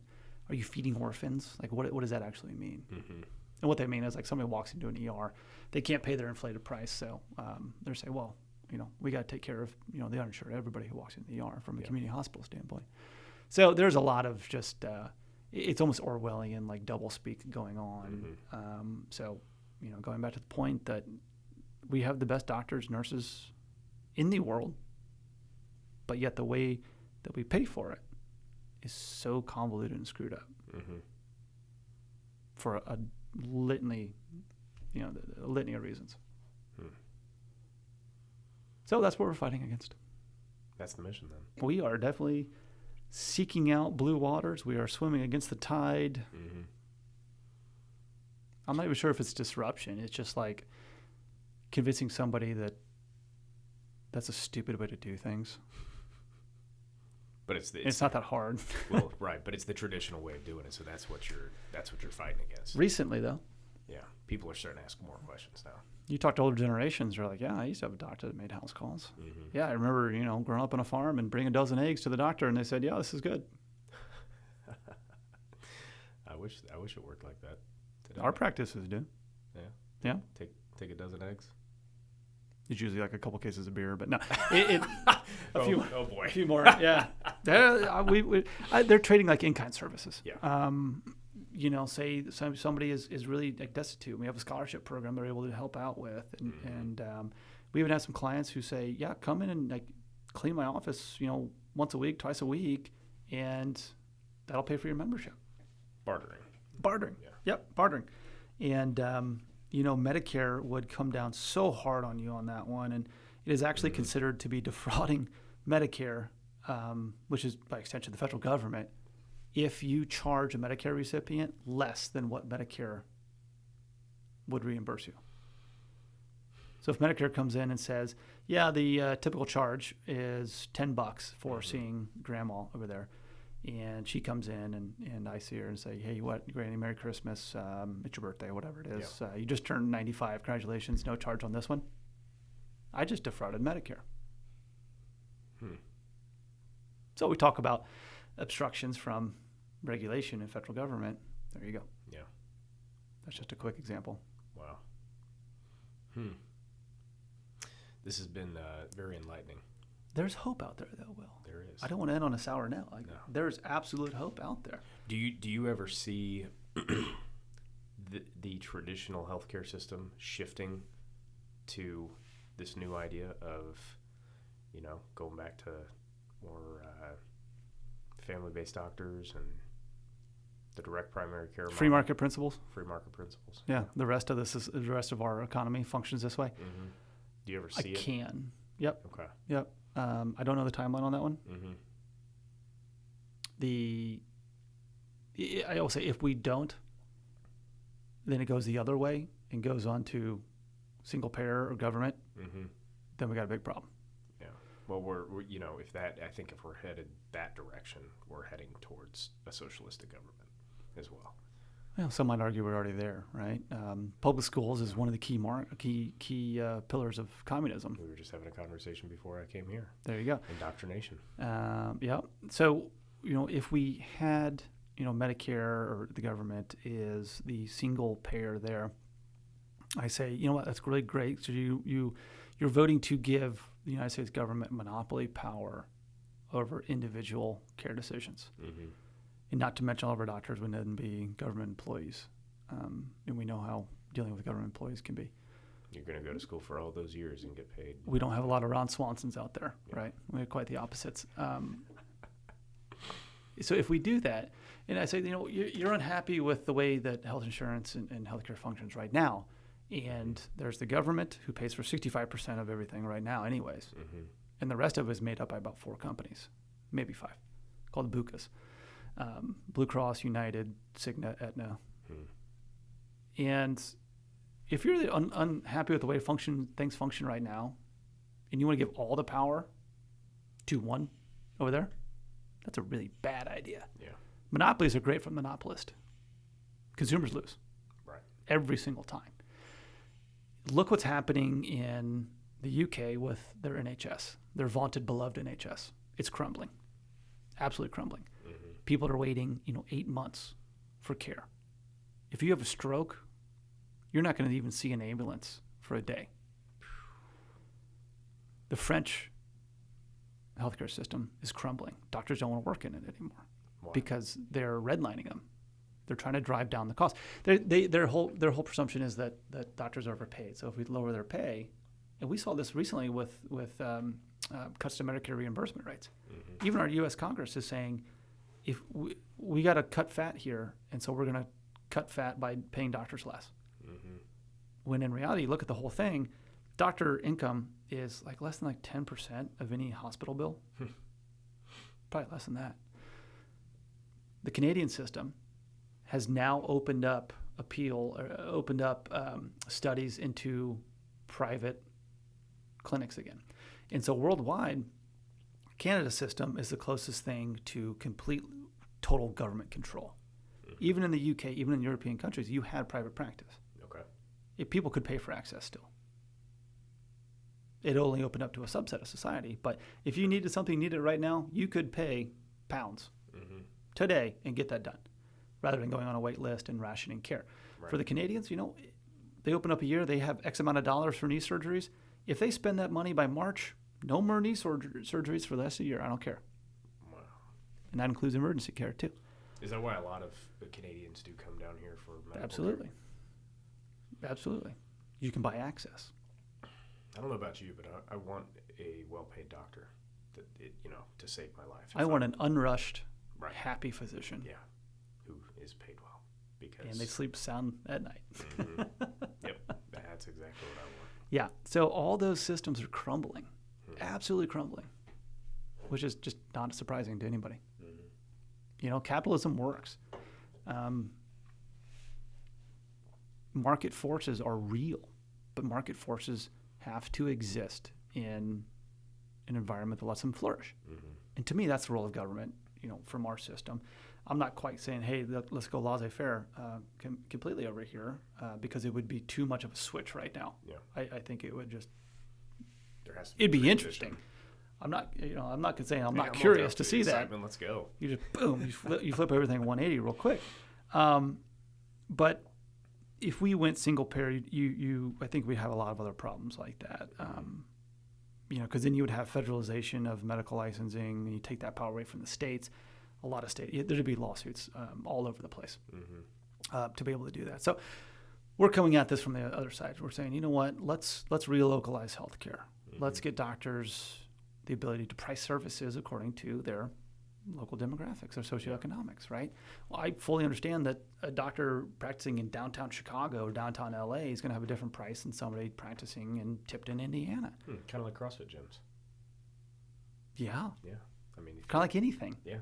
Absolutely anything. Price to your surroundings. Yeah. You know, apartment cost in Indianapolis versus downtown Manhattan, it's like your cost of living, right? Same thing with the coast. Everything is priced locally. There's very few commodities. Even gasoline, which is like a worldwide commodity, oil is a worldwide commodity, fluctuates from different areas. Right. Healthcare services can and should function that way. So there's cash-pay surgery centers already who do amazing work and do a lot of charity work too, because hospital, big nonprofit hospitals like to hit them on that one. But yeah, there are a lot of cash-pay specialists who are calling us saying, hey, I'm really jealous of what those primary care docs are doing. How do I get into this? Because they're happy. Yeah. Not rushed. Get away from that industrialized way of life. You can walk into a doctor's office and actually have a pleasant experience. Yeah. Get your questions answered. Well, and build trust. Yeah. Well, and I think that comes with from what it sounds like, they're more preventative than just slap a Band-Aid on it and move on to the next client. They're trying to actually look at the patient holistically. Yeah, but that's not, prevention isn't 100% of it. Right. They'll come in, like I said, their goal is to keep you a member. So I love analogies, right? So, imagine you walking into a restaurant and having a great meal. You're going to come back. Yeah. You can bring your friends. You're going to tell your friends about it. Right. You walk into a restaurant and have a really crappy meal, You're not going to come back. Go there, yeah. Yeah. So, but we are conditioned to accept that from a physician standpoint. It's hard to actually talk to a doctor. You get to run around, you get to leave messages, you talk to robots, you never actually talk to anybody. Right. You call in. But yet, you're so scared to actually switch and go to somebody else because you're not going to be able to get seen for another month. So it behooves you to stay kind of in that really crappy feedback system. They say, well, this is my doctor over here, my insurance pays for it, but I can never actually talk to them. So what are you buying in that scenario? And that's the fundamental question I ask people when they're asking questions about this. I'm like, what are you buying in your traditional? I keep saying traditional, but this other like insurance dominated way of doing it. Why are you accepting that? Yeah. And that I don't know. I've never really gotten a good answer. Like accept it because it's safe. The path of least resistance. I think it's more ingrained. I think you're going to go deeper than that. When people come out of college, most of them are looking for a job with benefits. They don't know what benefits is. Pays average. When I was 22 years old, they're like, I'm like, benefits, great. What is this? Yeah. Most people think, well, you got to get a healthcare policy. Okay, great. Call mom and dad. Hey, I got a job. It comes with a health insurance, and they say, oh, it is awesome. I am so proud of you. Great, honey. Yeah. But I don't look at the actual insurance plan and what that costs me. I might be paying $1,000, $2,000 a month, and I'm making 45, 50 out of 35, 45 out of school, realizing, wow, I'm 22, right out of college. There are probably better ways to go about doing this. I would argue you don't even necessarily need health care when you come right out of college. Health insurance. Health insurance. Everybody needs health care. Yeah, no, I'm sorry. There's a difference. Health insurance does not equal health care. Right. Put that on your wall here at the gym. But that is a mindset that a lot of people have, right? Like they just default back into that. Well, like I look back on my experience coming out of school or coming out of and you're looking for a job with good benefits. You're applauded when you find a decent paying job with decent benefits.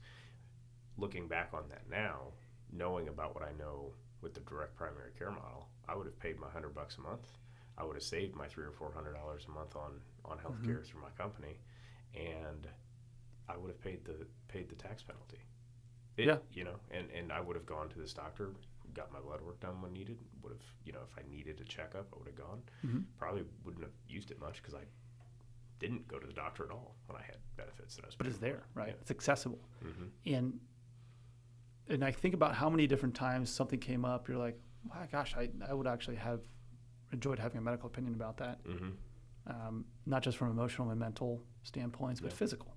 Any injuries that you have.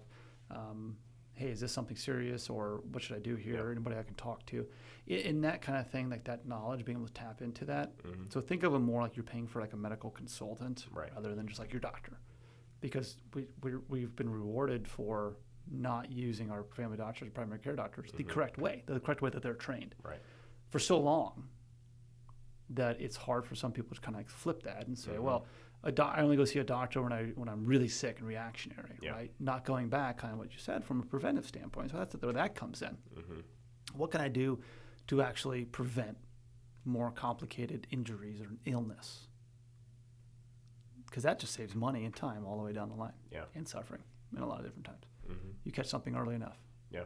But I mean, you look at like medical guidelines coming out of the feds now, and they're pushing like colon cancer screenings older. They're pushing breast cancer screenings older, and say, well, if you have a history, then you should get it younger.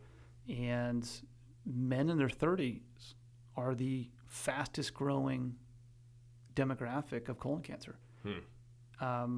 Who's the guy? The Black Panther guy, Chadwick Boseman. Oh yeah. Dude died. It was like what? He was like 38. Is that what he? Is that like what stage 4 colon cancer by the time they found it? Boom, done. Wow. Yeah. And so we're just not screening for this because they're saying, well, it's too expensive. These insurance companies' policy, they don't want to pay for it. Right. And then they try to scare you with these false positives. They're like, well, we have a lot of these false positives, and that scares people and well-being. So you don't need to get it screened until you're mid-40s. But it's good to get it going. I'm like, that's not even following the science, Good Lord. Science is always evolving. It's never actually set. But yeah, so a lot of times it's easier to ask a doctor like that, like, hey, what are things I should look out for? I just turned 30. What are things I should look out for? What kind of tests should I start to be doing right now?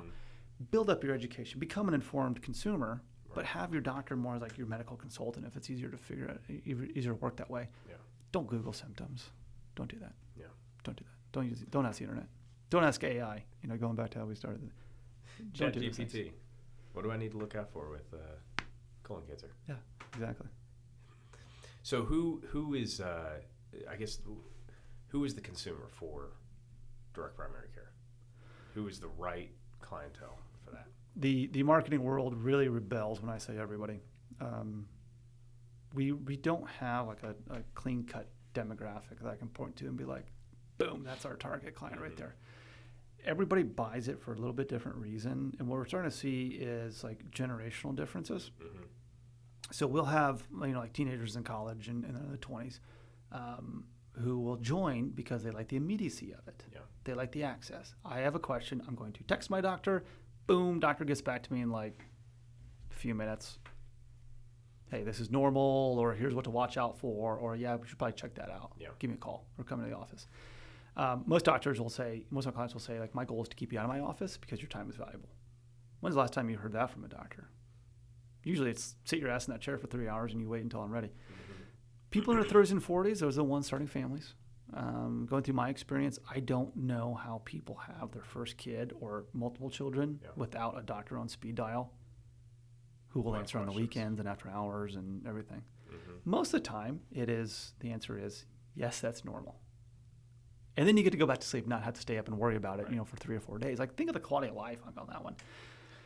Then you fast forward, like, all through, like, the teenage, like, the kid, like, the 50s and 60s. So you started getting empty nesters. So now you got people who actually have the time. They're like, look, I'm close to retirement. I want to make sure that I can enjoy my retirement from a mobility standpoint and a health standpoint. Yeah. I want to start getting more involved in my decisions from nutrition and exercise and this kind of stuff. And maybe I have, high blood pressure. How do I help lower that?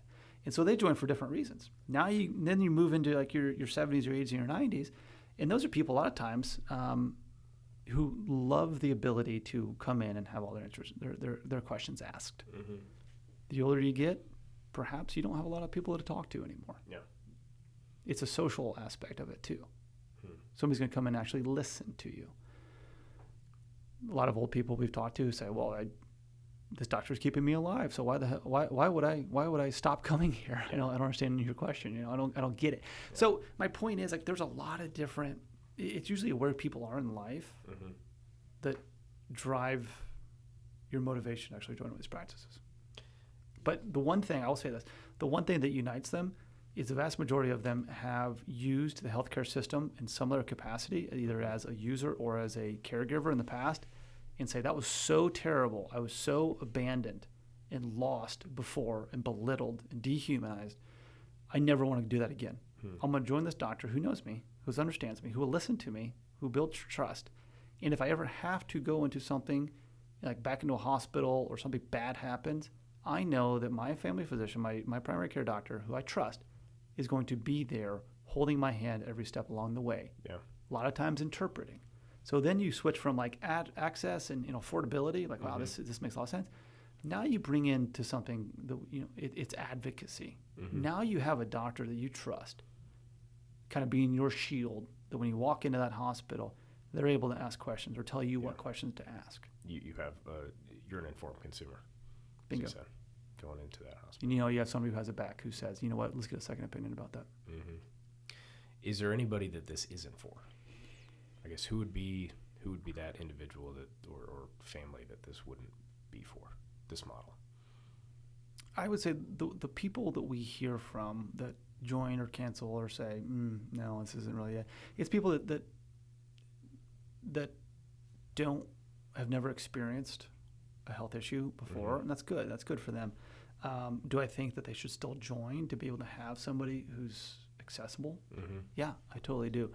I don't know if there's any like subset off the top of my head who says, you could not benefit from a better relationship from a physician who is on your side in your back pocket.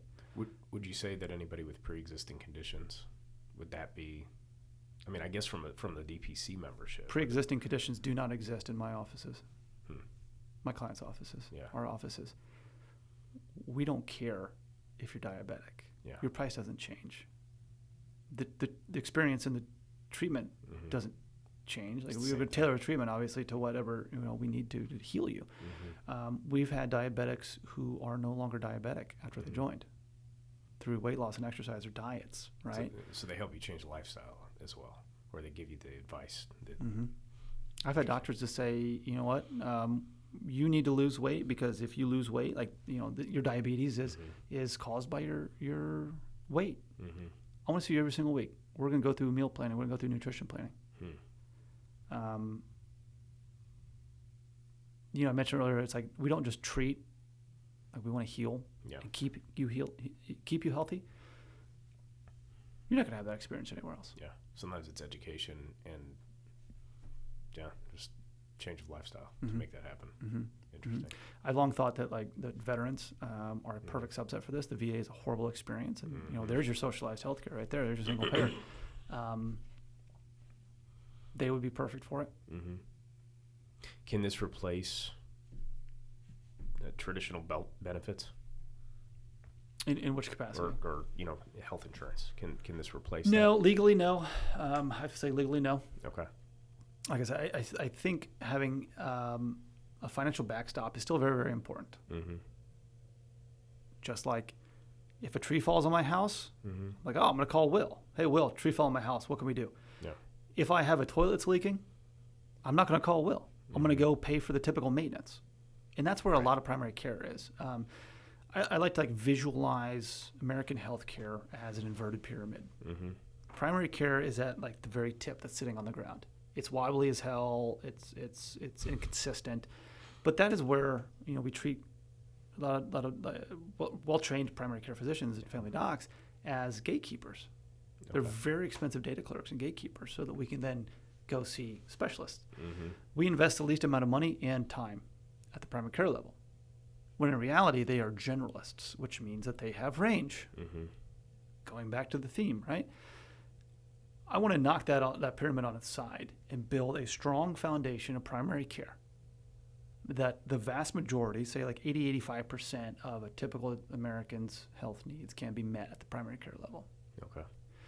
Then you start going up the pyramid if things need to be escalated outside the primary care office.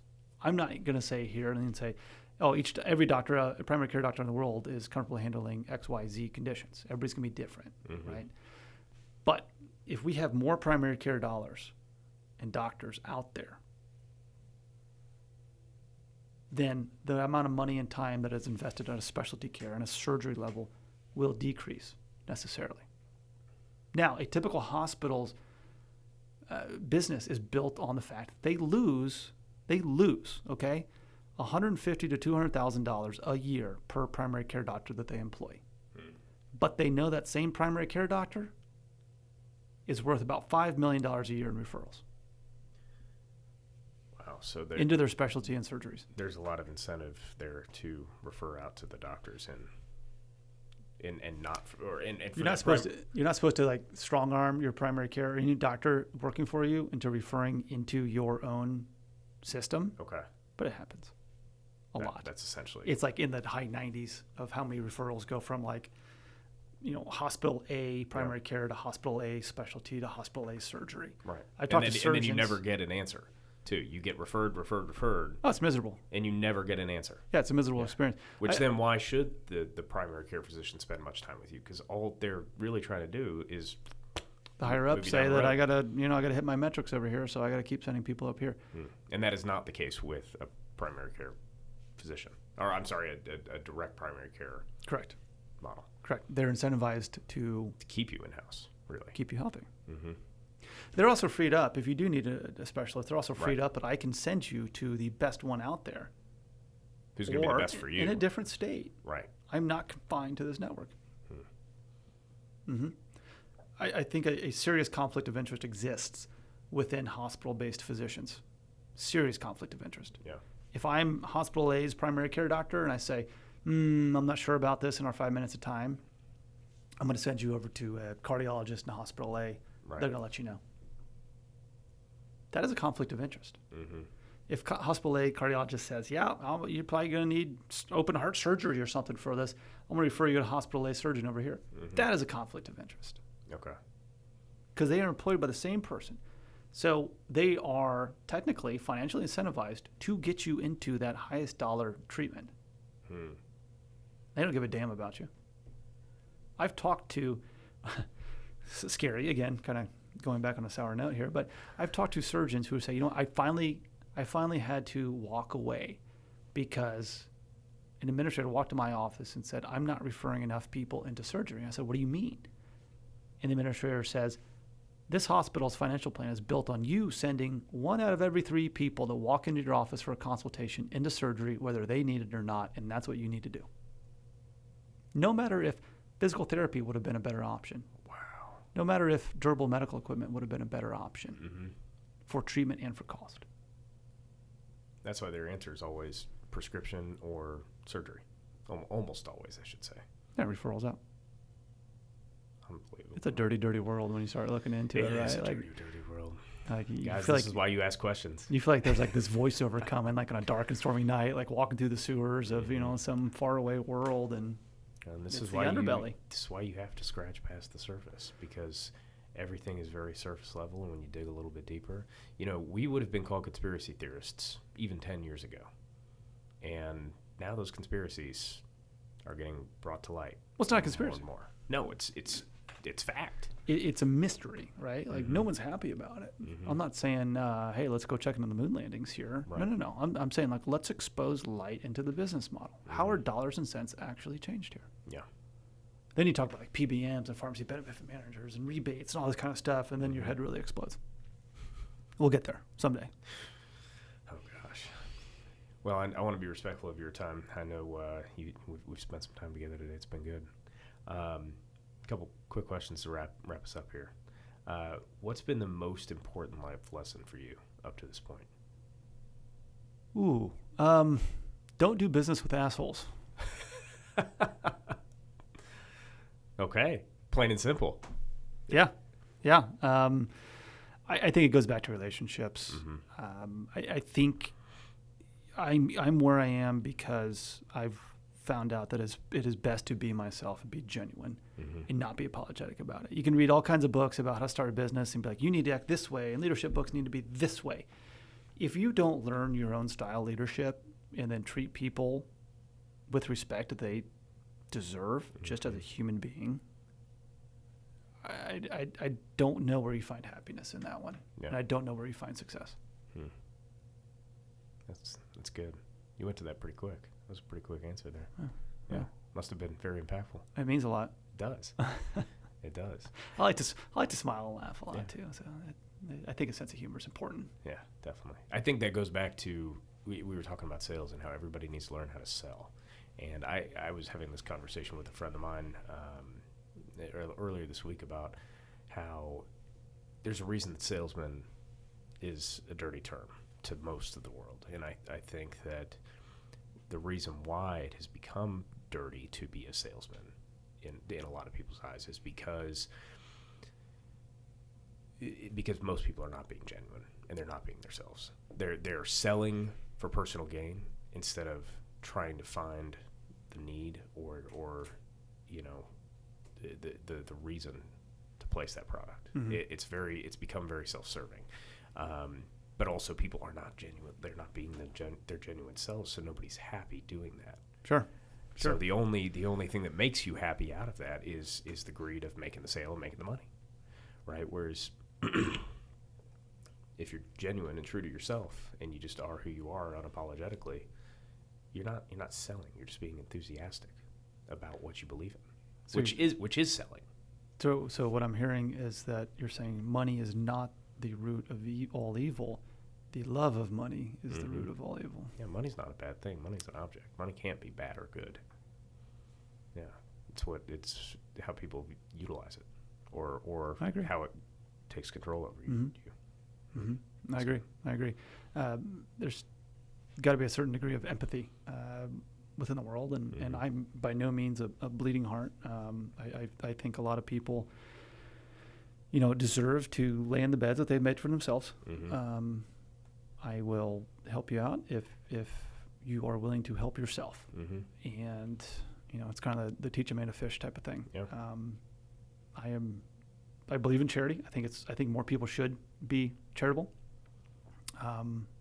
But I am also very discerning in what I give away. Mm-hmm. Because not necessarily been burned in the past or anything, but knowing what it takes, like the dedication, the hours, like life's hard. Success is hard. I would by no means say that hey, I'm happy with success or a lot of different ways. But people out there, they objectify other people and what they've been able to accomplish, and they're not happy with themselves, or they're not willing to put really hard work or smart work in. Mm-hmm. I guess is not to sound too kind of tropey.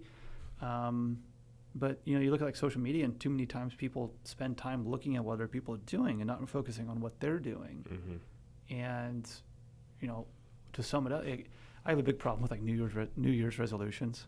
I got a big problem with it, and I'm like, it's just another year. Let's move forward. I know. I'm like, well, why not start it like February 28th goes over to March 1? Like, if you want to do that, or if you realize you need to change something, change a habit, why not do it today? Just start now. Yeah. Why wait? Yeah. Most human beings can form a new habit within 48 to 72 hours. I thought it was a 30 day to 90 day thing. No, your human body will cleanse, especially from an addiction standpoint. Mm-hmm. Like your brain's something different. Like everybody's could be completely different around that one. But your physical body will cleanse everything within about 3 days. If you institute a feedback loop that all habits are built on a cue, an action, and a reward, if you build that feedback loop and reinforce it, you just built a new habit. Now, it takes probably 30 days for it to move from like front lobe back to like brainstem and become something that we can do. Like when you got in your car and drove here, did you get in your car and make a conscious effort to bend over, insert a key, check every single one of your mirrors, make sure your seatbelt was on, put it in reverse, look behind you, clear again, pull out, adjust the steering wheel, hit the pedal? Driving is one of the most complicated things that a human being can do in any given day. And it's become super autonomous. Or did you just hop in your car, zone out, and all of a sudden, next thing you know, you're here? Yeah. that has become habit, right? And there's some great books out there about habits. There's one called The Power of Habit. The Power of Habit. I'm a big fan of it. It's a great book. Yeah, that's kind of what I'm referencing right now. They took kind of the kind of ruin the surprise of that one. They studied somebody who had Alzheimer's, right, and said, well, how can this man who doesn't even know anything, doesn't know his wife or anything like that, he takes a walk around his block every day. How can he find his way back home? Yeah. And it was like finding out that these habits get moved to like your brainstem and just the power of the human brain. So, back to the point. I think if people want to make a change and do something new and better for themselves, then do it. And I'm all about it. But don't wait. Don't wait. Just get on it. Yeah. Last but not least, what legacy do you want to leave?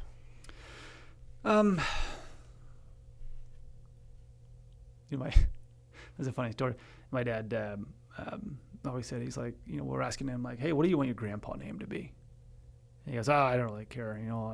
These kids will probably just grow up with me calling me, hey, asshole. And he laughed. And I'm like, I guess my legacy is, and he's joking, right? He's one of the best grandparents I've ever seen in my life. But I guess my legacy isn't that I want to be remembered as a nice person or, I did the right thing all the time, because I'm sure there's a lot of times when people will say like, oh, that was a wrong decision, or, you really screwed this one up. And I've made plenty of mistakes in my life. But I think if I'm thinking about this as like, what would I want people to say like as a eulogy for me, right? Like, I think laying in the casket and not trying to like surprise anybody and shoot up to them, stand up. I'd be thrilled if they said that, Chris came out and he treated people like people, and not tried to, I guess, like screw people out of something, or, just a genuine person who encouraged people to continue to be better, continue to learn. I don't know where, the rest of my story is going to be written.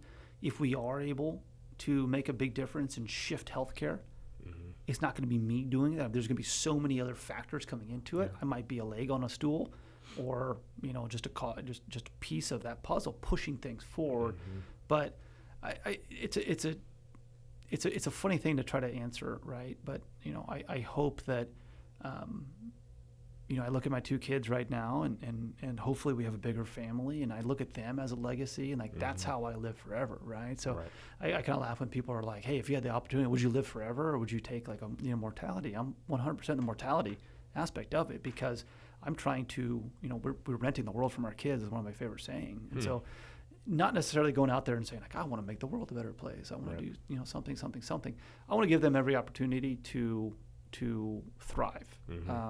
And I want people around me to, I guess, push to be better, push to be effective, push to not necessarily make a difference in, this altruistic sense, but, tackle a problem and try to make an impact. And if we can't, then figure out why. I think change starts in the home.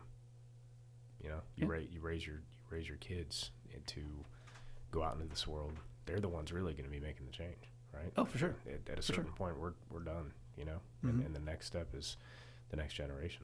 That's awesome. Cool. Well, Chris, I know you're not a big social media person, but where can people find you if they want to learn more about Freedom Doc and Freedom Healthworks?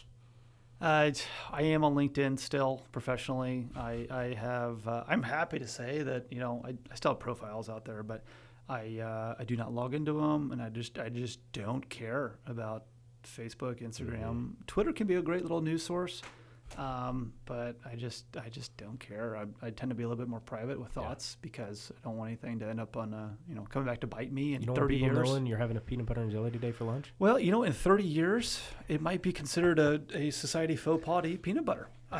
So I don't want someone looking back and saying, "Holy cow! Look, 30 years ago he made a grilled cheese sandwich or ate a piece of ate a peanut butter sandwich." Yeah.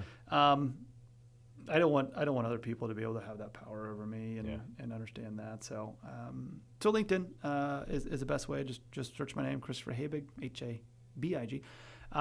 Company freedomhealthworks.com. Again, that's a site built more for physicians to talk about what this practice model looks like from a patient standpoint. Freedomdoc.care is our web address, a little bit different, right? So we really like the doc care side of it to show really what we're doing there.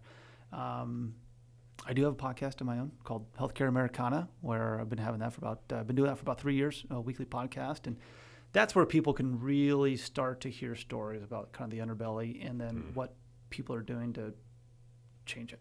Yeah. And so, when I talk about kind of a legacy, like I know I'm not the only person trying to push back against kind of the healthcare status quo right here. Yeah. There's so many people doing so many cool things. And that's why I enjoy having that podcast and getting in front of a microphone, because I get to tell stories and talk about these people and what they're doing, from a research standpoint or from a business model standpoint. And I kind of laugh when people are like, "Oh, Chris, you're bringing such innovation to healthcare." And I'm like, well, I guess so, but if we took a time machine back in the 50s and 60s and I talked to somebody about what we're doing, they'd look at me like, well, that's what everybody does. Yeah. I don't see what's so special about yours. And that's like the craziest thing to me. Like, we didn't invent something new. I didn't harness electricity for a light bulb or something crazy. Like, I'm looking back and saying, you know what? Sometimes the old ways are better. What if we went back to that, put a modern twist on it with accessibility and communication tools, and just let doctors take care of people? That's what we're doing. It's a good note to end on. It's a positive note. I appreciate you having me up here. I appreciate you letting me tell my multiple stories. Yeah. Hey, we love hearing them. Guys, we'll put those the podcast link, the website links, and all that in the show notes. Feel free to check it out, and we'll see you next time. Thanks, Chris. Thanks, Will.